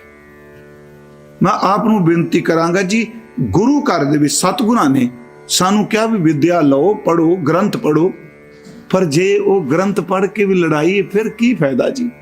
ਇਹ ਮੈਂ ਆਪ ਨੂੰ ਥੋੜੀ ਜਿਹੀ ਅੱਜ 5 ਮਿੰਟ ਬੁਲਾਵਾਂਗਾ, ਵੱਧ ਭਾਈ ਸਾਹਿਬ ਐਵੇਂ ਕਹਿ ਰਹੇ ਸਨ, ਪਰ ਮੇਰੀ ਇੱਛਾ ਵੀ ਇਹ ਪ੍ਰਕਰਨ ਆਪਾਂ 3 ਦਿਨ ਚਲਾਵਾਂਗੇ। ਗੁਰੂ ਨਾਨਕ ਸਾਹਿਬ ਗੋਪਾਲ ਪਾਂਧੇ ਕੋਲ ਗਏ ਆ। ਉਸ ਵਕਤ ਜਿਹੜਾ ਪਾਂਧਾ ਹੁੰਦਾ ਸੀ ਨਾ ਜੀ, ਇਹ ਮੈਥ ਦਾ ਟੀਚਰ ਵੀ ਸੀ। ਜਿੱਥੇ ਅੱਖਰੀ ਵਿਦਿਆ ਦਿੰਦਾ ਸੀ ਨਾ, ਉੱਥੇ ਲੇਖਾ ਵੀ ਸਿਖਾਉਂਦਾ ਹੁੰਦਾ ਸੀ। ਇਹ ਜਿਹੜਾ ਹਿਸਾਬ ਕਿਤਾਬ ਹੈ ਨਾ, ਜਦੋਂ ਹੁਣ ਪੜ੍ਹਦੇ ਆ ਮਹਾਰਾਜ ਦੇ ਬਚਨ, ਉੱਥੇ ਲੇਖੇ ਦਾ ਜ਼ਿਕਰ ਕਰਦੇ। ਉਹ ਪਾਂਧਾ ਜੀ ਪਾਂਧੇ ਕੋਲ ਪੜ੍ਹਨੇ ਪਾਇਆ, ਹਜ਼ੂਰ ਗਏ, ਪਹਿਲੇ ਦਿਨ ਗਏ। ਉਸ ਤੋਂ ਬਾਅਦ ਸਤਿਗੁਰਾਂ ਨੇ ਜੋ ਪਾਂਧੇ ਨੂੰ ਰੂਹਾਨੀ ਉਪਦੇਸ਼ ਦਿੱਤਾ, ਉਹ ਗੁਰੂ ਗ੍ਰੰਥ ਸਾਹਿਬ ਦੇ ਸ੍ਰੀ ਰਾਗ ਵਿੱਚ ਦਰਜ ਹੈ। ਬੜੇ ਸਰਲ ਜਿਹੇ ਸ਼ਬਦ ਨੇ, ਮੈਂ ਬਾਣੀ ਚ ਅਰਜ਼ ਕਰਾਂਗਾ। ਪਾਂਧਾ ਜੀ ਤੁਸੀਂ ਮੈਨੂੰ ਪੜ੍ਹਾ ਰਹੇ ਹੋ, ਕੋਈ ਦਿਨਾਂ ਬਾਅਦ ਕਹਿ ਦਿੱਤਾ। ਤੇ ਉੱਥੇ ਗੁਰਦੁਆਰਾ ਸਾਹਿਬ ਨਨਕਾਣਾ ਸਾਹਿਬ ਮਹਾਰਾਜ ਜੀ ਦੀ ਜਿੱਥੇ ਪੱਟੀ ਲਿਖੀ ਹੈ, ਤੇ ਇਹ ਵੀ ਗੱਲ ਕਿ ਦੇਖੋ, ਮੈਨੂੰ ਪਤਾ ਹੈ ਵੀ ਜਿਹੜੇ ਅੱਜ ਕੱਲ ਦੇ ਵਿਦਵਾਨ ਨੇ ਨਾ ਜੀ, ਉਹ ਕਹਿੰਦੇ ਆ ਵੀ ਇਹ ਪੱਟੀ ਉਦੋਂ ਲਿਖੀ ਜਦੋਂ ਮਹਾਰਾਜ ਪ੍ਰੌੜ ਅਵਸਥਾ ਵਿੱਚ ਨੇ। ਇਹਦਾ ਮਤਲਬ ਬਚਪਨ ਚ ਨਹੀਂ। ਤੁਹਾਡੇ ਕੋਲ ਗੁਰਮੁਖ ਪਿਆਰੇ ਇੱਥੇ ਵਿਚਾਰਵਾਨ ਨੇ, ਰਾਗ ਆਸਾ ਵਿੱਚ ਜਦੋਂ ਗੁਰੂ ਨਾਨਕ ਸਾਹਿਬ ਜੀ ਦੀ ਪੱਟੀ ਆਉਂਦੀ, ਉਹਦੇ ਲਿਖਿਆ ਹੋਇਆ ਪੱਟੀ ਲਿਖੀ। ਜਦੋਂ ਗੁਰੂ ਅਮਰਦਾਸ ਦਾ ਆਉਂਦਾ, ਉੱਥੇ ਸਿਰਫ ਪੱਟੀ ਹੈ। ਇਹ ਜਿਹੜਾ ਲਿਖੀ ਸ਼ਬਦ ਹੈ, ਪੱਟੀ ਲਿਖੀ, ਇਹਦਾ ਮਤਲਬ ਲਿਖੀ ਸ਼ਬਦ ਜਿਹੜਾ ਇਸ਼ਾਰਾ ਕਰ ਰਿਹਾ ਹੈ, ਇਹ ਪੱਟੀ ਉਦੋਂ ਲਿਖੀ ਗਈ, ਉਚਾਰਨ ਕੀਤੀ ਗਈ ਜਦੋਂ ਹਜ਼ੂਰ ਨੂੰ ਫੱਟੀ ਲਿਖਣ ਵਾਸਤੇ ਕਿਹਾ ਗਿਆ। ਉੱਥੇ ਸਤਿਗੁਰਾਂ ਨੇ ਜਿਹੜੇ ਸ਼ਬਦ ਕਹੇ, ਬੇਨਤੀ ਸੁਣਿਓ। ਮਹਾਰਾਜ ਕਹਿੰਦੇ ਨੇ ਕਾਹਦੇ ਲਈ ਪੜ੍ਹਾ ਰਹੇ ਹੋ? ਚਲੋ ਸਾਖੀਆਂ ਕਹਿੰਦੀਆਂ, ਪਾਂਧਾ ਜੀ ਨੇ ਕਿਹਾ ਤੁਸੀਂ ਲੇਖਾ ਜੋਖੋ ਸੁਖ ਹੋ ਗਏ, ਤੁਹਾਨੂੰ ਅੱਖਰਾਂ ਦੀ ਪਹਿਚਾਣ ਆ ਜਾਏਗੀ, ਵਿਦਵਾਨ ਬਣ ਜਾਓਗੇ, ਹਿਸਾਬ ਕਿਤਾਬ ਕਰੋਗੇ। ਫਿਰ ਕਹਿੰਦੇ ਫਿਰ ਉਹ ਕਹਿੰਦੇ ਜਦੋਂ ਲੇਖਾ ਕਰਨਾ ਆ ਗਿਆ, ਰੁਤਬਾ ਚੰਗਾ, ਨੌਕਰੀ ਚੰਗੀ ਮਿਲ ਜਾਏਗੀ। ਮਹਾਰਾਜ ਕਹਿੰਦੇ ਫਿਰ ਪੈਸਾ, ਧਨ ਦੌਲਤ, ਪਿਤਾ ਵਰਗੀ ਇੱਜ਼ਤ। ਮਹਾਰਾਜ ਜੀ ਦਾ ਬਾਲ ਵਰੇਸ਼ ਵਿੱਚ ਗੰਭੀਰ ਹੋ ਗਿਆ ਚਿਹਰਾ, ਰੱਬੀ ਨੂਰ ਝਲਕਾ ਡਲਕਾ ਮਾਰੇ। ਕਹਿ ਲੱਗੇ ਪਾਂਧਾ ਜੀ ਉਹ ਕੁਝ ਪੜ੍ਹਾ ਦਿਓ ਜਿਹਦੇ ਨਾਲ ਰੱਬ ਦੀ ਦਰਗਾਹ ਵਿੱਚ ਲੇਖੇ ਮੁੱਕ ਜਾਣ। ਗੱਲ ਤਲੀਮ ਦੀ ਚੱਲੇਗੀ ਤੇ ਅੰਦਰ ਉਹ ਲੇਖਾਂ ਕਰਾ ਦਿਓ ਜਿਹਦੇ ਨਾਲ ਲੇਖੇ ਮਿਟ ਜਾਣ। ਸਿਆਣਾ ਸੀ ਪਾਂਧਾ, ਹੰਕਾਰੀ ਨਹੀਂ ਸੀ। ਉਹਨੇ ਦੇਖ ਲਿਆ ਵੀ ਇਹ ਬੱਚਾ ਆਮ ਨਹੀਂ, ਕਹਿੰਦਾ ਜੀ ਮੈਨੂੰ ਤਾਂ ਬਸ ਆ ਹੀ ਆਉਂਦਾ, ਬਸ ਕਿੱਡੀ ਕਮਾਲ ਦੀ ਗੱਲ, ਇਹ ਕਹਿ ਦਿੱਤਾ ਮੈਨੂੰ ਤਾਂ ਆ ਹੀ ਆਉਂਦਾ ਹੈ। ਤੁਸੀਂ ਦੱਸੋ ਲੇਖੇ ਕਿਵੇਂ ਮੁੱਕਦੇ ਨੇ? ਸਾਡਾ ਇਤਿਹਾਸ ਕਹਿੰਦਾ ਮਹਾਰਾਜ ਨੇ ਉੱਤੇ ਫਿਰ ਸ਼ਬਦ ਕਿਹਾ, ਜਾਲ ਮੋਹ ਘਸ ਮਸ ਕਰ ਮਤ ਕਾਗਦ ਕਰਸਾਰ, ਭਾਉ ਕਲਮ ਕਰ ਚਿੱਤ ਲਿਖਾਰੀ, ਗੁਰ ਪੁੱਛ ਲਿਖ ਵਿਚਾਰ। ਅਰਥ ਥੋੜੇ ਕਰ ਦੇਣਾ ਮੈਂ। ਪੁਰਾਣੇ ਸਮੇਂ ਸ਼ਾਹੀ ਜਿਹੜੀ ਕੋਲਿਆਂ ਨੂੰ ਪੀ ਕੇ ਬਣਾਉਂਦੇ ਸਨ, ਗੁਰੂ ਸਾਹਿਬ ਕਹਿੰਦੇ ਜਾਲ ਮੋਹ, ਜੇ ਸ਼ਾਹੀ ਬਣਾਣੀ ਹੈ, ਜਿਹੜਾ ਸਰੀਰ ਦੀਆਂ ਇੰਦਰੀਆਂ ਨੂੰ ਮੋਹ ਚੰਬੜਿਆ ਇਹਨੂੰ ਸਾੜ ਦੇ, ਇਹਨੂੰ ਪੀ ਦੇ ਚੰਗੀ ਤਰ੍ਹਾਂ। ਜਾਲ ਮੋਹ ਘਸ ਮਸ ਕਰ, ਮਸ ਦਰਦ ਸ਼ਾਹੀ, ਮਤ ਕਾਗਦ ਕਰ ਸਾਰ, ਆਪਣੀ ਮਤ ਨੂੰ ਕਾਗਜ਼ ਬਣਾ, ਇਹਦੇ ਉੱਤੇ ਲਿਖ। ਫਿਰ ਅਰ ਸੁਣਿਓ, ਪਾਂਦੇ ਨੂੰ ਇਹ ਗੱਲ ਕਹਿ ਦੇਣੀ, ਬਾਹਰ ਦੀਆਂ ਫੱਟੀਆਂ ਬੜੀਆਂ ਲਿਖ ਲੀਆਂ। ਜਿਹੜਾ ਅੱਜ ਮਹਾਰਾਜ ਕਹਿੰਦੇ ਨੇ ਵੀ ਤੂੰ ਬਹੁਤ ਕੁਝ ਸੁਣਿਆ, ਬਾਹਰ ਦੀਆਂ ਫੱਟੀਆਂ ਕਿੰਨਿਆਂ ਵਿਦਿਆਰਥੀਆਂ ਨੂੰ ਸਿਖਾ ਦਿੱਤੀਆਂ, ਚੇਲਿਆਂ ਨੂੰ। ਓਏ ਆ ਓਏ, ਅੰਦਰ ਦੀ ਮਤ ਦੀ ਫੱਟੀ ਤੇ ਕੁਝ ਲਿਖੀਏ ਤੇ ਲੇਖੇ ਮਿਟ ਜਾਣ। ਜਾਲ ਮੋਹ ਘਸ ਮਸ ਕਰ ਮਤ ਕਾਗਦ ਕਰਸਾਰ, ਭਾਉ ਕਲਮ, ਪ੍ਰੇਮ ਦੀ ਕਲਮ ਨਾਲ ਲੇਖੇ ਲਿਖੇ ਜਾਂਦੇ ਨੇ, ਕਾਨੇ ਦੀ ਨਾਲ ਨਹੀਂ। ਕਿੱਡੀ ਵੱਡੀ ਗੱਲ ਹੈ ਜੀ ਕਿ ਉਸ ਲੇਖੇ ਲਈ ਭਾਵਨਾ, ਭਾਉ ਕਲਮ ਕਰ ਚਿੱਤ ਲਿਖਾਰੀ, ਹੱਥ ਨਾਲ ਤੇ ਸਾਰੀ ਜ਼ਿੰਦਗੀ ਲਿਖਿਆ, ਕਿਤੇ ਚਿੱਤ ਨੂੰ ਲਿਖਾਰੀ ਬਣਾ ਕੇ ਲਿਖ। ਜਾਲ ਮੋਹ ਘਸ ਮਸ ਕਰ ਮਤ ਕਾਗਦ ਕਰਸਾਰ, ਭਾਉ ਕਲਮ ਕਰ ਚਿੱਤ ਲਿਖਾਰੀ, ਗੁਰ ਪੁੱਛ ਲਿਖ ਵਿਚਾਰ। ਗੁਰੂ ਨੂੰ ਪੁੱਛ ਕੇ ਕੀ ਲਿਖੀਏ? ਮਹਾਰਾਜ ਪਾਂਦੇ ਦੇ ਹੱਥ ਜੁੜ ਗਿਆ, ਕਹਿੰਦਾ ਮੈਨੂੰ ਤੁਸੀਂ ਦੱਸੋ ਕੀ ਲਿਖਾਂ? ਹਜ਼ੂਰ ਕਹਿੰਦੇ ਲਿਖੀਦਾ ਹੁੰਦਾ ਲਿਖ ਨਾਮ। ਤੈ ਨਰ ਕਿਆ ਪੁਰਾਣ ਸੁਣ ਕੀ ਨਾ। ਮੈਂ ਸਾਰੇ 3 ਦਿਨਾਂ ਚ ਇਸ ਸੰਬੰਧੀ ਯਾਰ ਮੈਂ ਰਿਪੀਟ ਕਰ ਰਿਹਾ ਗੱਲ ਵਾਰ-ਵਾਰ। ਲਿਖ ਨਾਮ, ਦੇਖ ਪ੍ਰੇਮ ਦੀ ਕਲਮ ਹੋਵੇ, ਲਿਖਾਰੀ ਚਿੱਤ ਹੋਵੇ ਤੇ ਮਤ ਦੇ ਕਾਗਜ਼ ਤੇ ਫੱਟੀ ਤੇ ਲਿਖ, ਲਿਖ ਨਾਮ। ਬੋਲ ਵਾਹਿਗੁਰੂ, ਬੋਲ ਸਤ ਕਰਤਾਰ, ਲਿਖ ਨਾਮ ਤੇ ਉਸ ਨਾਮ ਦੀ ਸਲੋਤਾ ਕਰ। ਫਿਰ ਵੀ ਬੇਨਤੀ, ਇੱਕ ਤਾਂ ਸਭ ਨੂੰ ਪਤਾ ਰਾਮ ਹੈ, ਅੱਲਾਹ ਹੈ, ਵਾਹਿਗੁਰੂ ਹੈ, ਅਸੀਂ ਕਹਿੰਦੇ ਵਾਹਿਗੁਰੂ ਹੈ, ਪਰ ਸਲੋਤਾ ਕਰਾਂਗੇ ਤੇ ਕੁਝ ਬਣੇਗਾ ਨਾ। ਲਿਖ ਨਾਮ, ਫਿਰ ਨਾਮ ਤੋਂ ਬਾਅਦ ਸਲਾਹ ਲਿਖ, ਉਹਦੀ ਸਿਫਤ ਲਿਖ। ਅਗਲੀ ਗੱਲ ਨਿਮਰਤਾ ਚ ਲਿਖ ਦੇ, ਤੂੰ ਰੋਮ ਰੋਮ ਵੀ ਜਪੇ, ਇਹ ਮਤ ਤੇ ਲਿਖ ਦੇ, ਜਪ ਸਕਣਾ, ਸਿਫਤ ਕਰ ਸਕਣਾ, ਪਰ ਤੇਰਾ ਅੰਤ ਨਹੀਂ ਪਾ ਸਕਦਾ। ਲਿਖ ਨਾਮ, ਸਲਾਹ ਲਿਖ, ਲਿਖ ਅੰਤ ਨਾ ਪਾਰਾਵਾਰ ਬਾਬਾ। ਇਹ ਲੇਖਾ ਲਿਖ ਜਾਣ, ਆ ਲਿਖ ਤੂੰ ਲੇਖਾ, ਆ ਸਿਖਾ ਤੂੰ ਹਿੰਦਸੇ, ਇਹ ਲੇਖਾ ਲਿਖ ਲਾ ਜਾਣ। ਜਿੱਥੇ ਲੇਖਾ ਮੰਗੀਆ ਤਿੱਥੇ ਹੋਏ ਸੱਚਾ ਨੀਸਾਨ। ਨੀਸਾਨ ਦਾ ਅਰਥ ਹੁੰਦਾ ਜੀ ਰਾਹਦਾਰੀ, ਪਰਵਾਨਾ। ਜੇ ਤੂੰ ਆਪਣੀ ਮੱਤ ਉੱਤੇ ਵਾਹਿਗੁਰੂ ਨਾਮ ਸਿਮਰਨ ਅਭਿਆਸ ਕਰੇਗਾ, ਜਦੋਂ ਫੱਟੀ ਅੱਗੇ ਗਈ ਨਾ ਉੱਥੇ ਫਿਰ ਸੱਚੀ ਮੁੱਚੀ ਰਾਹਦਾਰੀ ਏ, ਤੈਨੂੰ ਕਿਸੇ ਨੇ ਰੋਕਣਾ। ਉਹ ਜਿਹੜੀ ਫੱਟੀ ਮਹਾਰਾਜ ਨੇ ਲਿਖੀ, ਉਹਦੀਆਂ ਰਾਹੋਂ ਦੀਆਂ ਤੁਕਾਂ ਨੇ, ਮਨ ਕਾਹੇ ਭੁੱਲੇ ਮੂੜ ਮਨਾ। ਇਹ ਰਹਾਉ ਹੈ ਗੁਰੂ ਨਾਨਕ ਸਾਹਿਬ ਦੀ ਫੱਟੀ। ਮਨ ਕਾਹੇ ਭੁੱਲੇ ਮੂੜ ਮਨਾ, ਜਬ ਲੇਖਾ ਦੇਵੇਂ ਬੀਰਾ। ਕਿਹੜਾ ਪਿਆਰਾ ਸ਼ਬਦ ਵਰਤਿਆ, ਬੀਰਾ। ਇਹ ਮਹਾਰਾਜ ਨੇ ਸ਼ਬਦ ਵਰਤੇ ਨੇ, ਬੀਰਾ ਬੀਰਾ ਕਰ ਰਹੀ ਬੀਰ ਭਏ ਬੈਰਾਏ। ਖੈਰ ਮਹਾਰਾਜ ਕਹਿੰਦੇ ਜਬ ਲੇਖਾ ਦੇਵੇਂ ਬੀਰਾ, ਤਉ ਪੜਿਆ। ਕਾਹਦੇ ਪੜੇ, ਪੜਾਈਆਂ ਕੀਤੀਆਂ, ਕਾਹਦੇ ਗ੍ਰੰਥ ਪੜੇ। ਜਿੱਦਣ ਲੇਖਾ ਦੇ ਕੇ ਨਿਕਲ ਗਿਆ ਮੇਰਾ ਵੀਰਾ, ਉਦਣ ਸਮਝਾਂਗੇ ਵਾਕਈ ਤੂੰ ਕਥਾ ਕੀਤੀ ਤੇ ਤੂੰ ਪੜਾਈ ਰੂਹਾਨੀਅਤ ਦੀ ਕੀਤੀ ਹੈ। ਮੈਂ ਆਪ ਨੂੰ ਬੇਨਤੀ ਕਰਾਂ, ਗ੍ਰੰਥ ਨੂੰ ਪੜ੍ਹ ਕੇ, ਚਲੋ ਇਹ ਤੇ ਮੈਂ ਆਪ ਨੂੰ ਕਿਹਾ ਸਾਡੇ ਲਈ ਹੈ ਜੀ ਇਹ ਕਥਾ, ਗੁਰੂ ਸਾਹਿਬ ਕਹਿੰਦੇ ਉਹਨੂੰ ਕਮਾਉਣਾ ਸ਼ੁਰੂ ਕਰ ਦੇ। ਹਾਂ, ਕਦੀ ਵੀ ਆ ਗੁਰੂ ਹਰਗੋਬਿੰਦ ਸਾਹਿਬ ਦੇ ਦਿਨ ਮੈਂ ਰੋਜ਼ ਇਸ ਸ਼ਬਦ ਤੇ ਜਿੰਨੀਆਂ ਸਾਖੀਆਂ ਆਪਾਂ ਕਰਨੀਆਂ ਗੁਰੂ ਹਰਗੋਬਿੰਦ ਸਾਹਿਬ ਦੇ ਜੀਵਨ ਚ ਲਾਉਣ। ਸਤਿਗੁਰਾਂ ਦਾ ਪੁਰਬ ਨਾਲੇ ਮਨਾਇਆ ਜੀ। ਇਹ ਸਿੱਖਾਂ ਦੀ ਭਗਤ ਮਾਲ ਵਿੱਚ ਇੱਕ ਸਿੱਖ ਭਾਈ ਦਰਗਾਹ, ਉਹ ਗੁਰੂ ਹਰਗੋਬਿੰਦ ਸਾਹਿਬ ਜੀ ਨੂੰ ਬੇਨਤੀ ਕਰਦਾ ਕਿ ਮਹਾਰਾਜ ਜੀ ਕਈ ਵਾਰੀ ਜਦੋਂ ਸਿੱਖ ਸ਼ਬਦ ਦੀ ਚਰਚਾ ਕਰਦੇ ਨੇ ਨਾ ਜੀ, ਆਪਸ ਵਿੱਚ ਬੋਲ ਉੱਠਦੇ ਨੇ। ਮੈਨੂੰ ਯਾਦ ਹੈ ਮੈਂ ਕਈ ਸਾਲ ਪਹਿਲਾਂ ਇੱਥੇ ਅਰਜ਼ ਕੀਤੀ ਸੀ ਕਿ ਆਪਸ ਵਿੱਚ ਬੋਲ ਉੱਠਦੇ ਨੇ, ਇਹਦਾ ਮਤਲਬ ਇੱਕ ਦੂਜੇ ਨੂੰ ਕਬੋਲ ਬੋਲਣ ਲੱਗ ਪੈਂਦੇ ਆ। ਤੇ ਜਿਹੜੀ ਅੱਜ ਸਿਚੁਏਸ਼ਨ ਹੋਈ ਪਈ ਹੈ, ਆਪਾਂ ਇਸ ਪਾਸੇ ਬਿਲਕੁਲ ਸੁਰਤ ਨੂੰ ਖੰਡਾ ਵੱਲ ਨਹੀਂ ਲਿਜਾਣਾ, ਪਰ ਸ਼ਬਦ ਦੇ ਥੱਲੇ ਕਿਸੇ ਨੂੰ ਅਪਮਾਨਿਤ ਕਰਨਾ ਇਹ ਬਿਲਕੁਲ ਗੁਰਸਿੱਖੀ ਨਹੀਂ, ਇਹ ਗੁਰਮਤ ਨਹੀਂ। जे तेन वध हुण वेखो वो कहंदा महाराज ये चर्चा करदे आपस च बोल पैंदे आ। गुरु हरगोबिंद साहिब कहंदे आ धर्म ग्रंथ तां अंदर नूं ठंड दिंदा है, शब्द तां शीतलता दिंदा है। अगे फरमायो ने ये नोट करियो, चार गल्लां आप जी ने सुनिया भी होणगियां।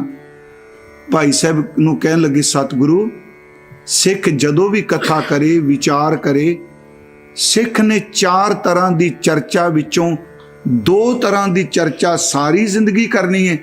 जिथे दो तरह की चर्चा हुंदी उत्थे कदी नहीं जाना, करनी तां दूर की गल, जाना भी नहीं। महाराज केड़ी? सतगुरां ने क्या वाद हेत, ये दो तरह की चर्चा ग्रंथ की करो। जलप और वितंडा ये चर्चा कदी नहीं करनी।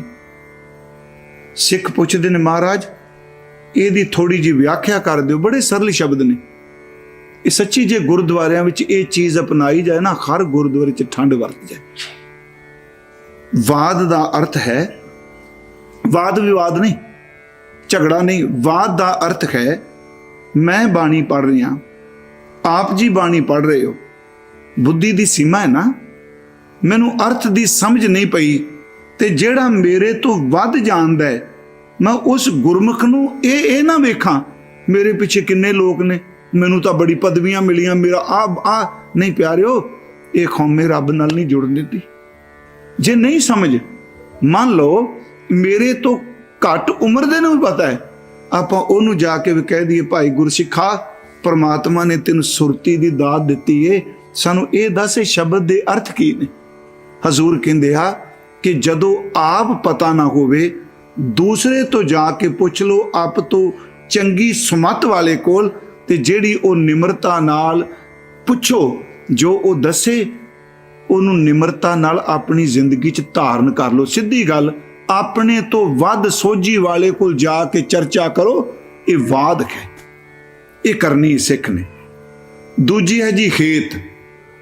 ये चर्चा एक है कि दो सज्जन पाठ कर रहे हैं, शब्द पढ़ते हैं, ते मैं बेनती करांगा बहुत घट 100 विचों 1% भी कहांगा तो ज्यादा ही हो जाना। कोई नहीं जे पुछदा शब्द दे अर्थ की ने, 1% मैं क्या है, क्योंकि शब्द दे अर्थ तां पुछेगा जे शब्द दा अभ्यासी होवेगा। कहन लगे जदों आप बाणी शब्द पढ़ो ना समझ होवे ते गुरु साहिब जी वैगुरु दे सन्मुख अरदास करके वार वार उस शब्द नूं पढ़ो, अभ्यास करो।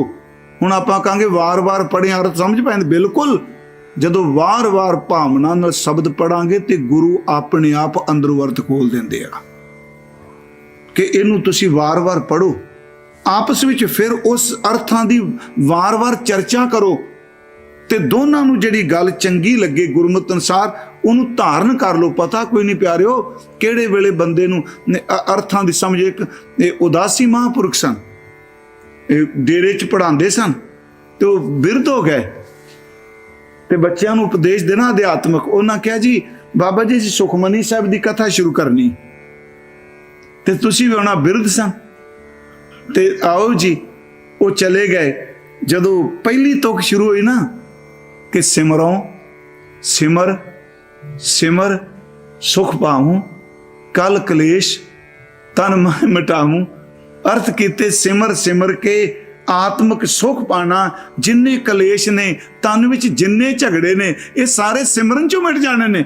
वो महापुरख उठे ते चल पे। विद्यार्थी कहते अजे तां शुरुआत है, कहने लगे बस तत दी गल ये कलेश मुक जाएगा, मैं तां सिमरन करन चलिया। समझाने का तरीका सी जी। मैं आपनूं फिर बेनती करांगा जी, वो जे नहीं समझ, दो जने तो पुछ ली। महाराज कहते जिहड़ी हेत चर्चा है ना जी, ये इस तरह जिवें दो दीवे बल रहे आ, एक दीवे कोल जिन्नी मर्जी रोशनी होवे अपने तले ते हनेरा ही है ना। जे दो दीवे एक दूजे दे नजदीक लिया देंगे, एक दीवा दूजे दे थले दा हनेरा चुक देगा, दूजा दूजे दा चुक देगा। हेत दा अर्थ है वो चर्चा जिथे दो सिख इकट्ठे होकर विचार करन। ये सिखां ने करनी है, जरूर करन।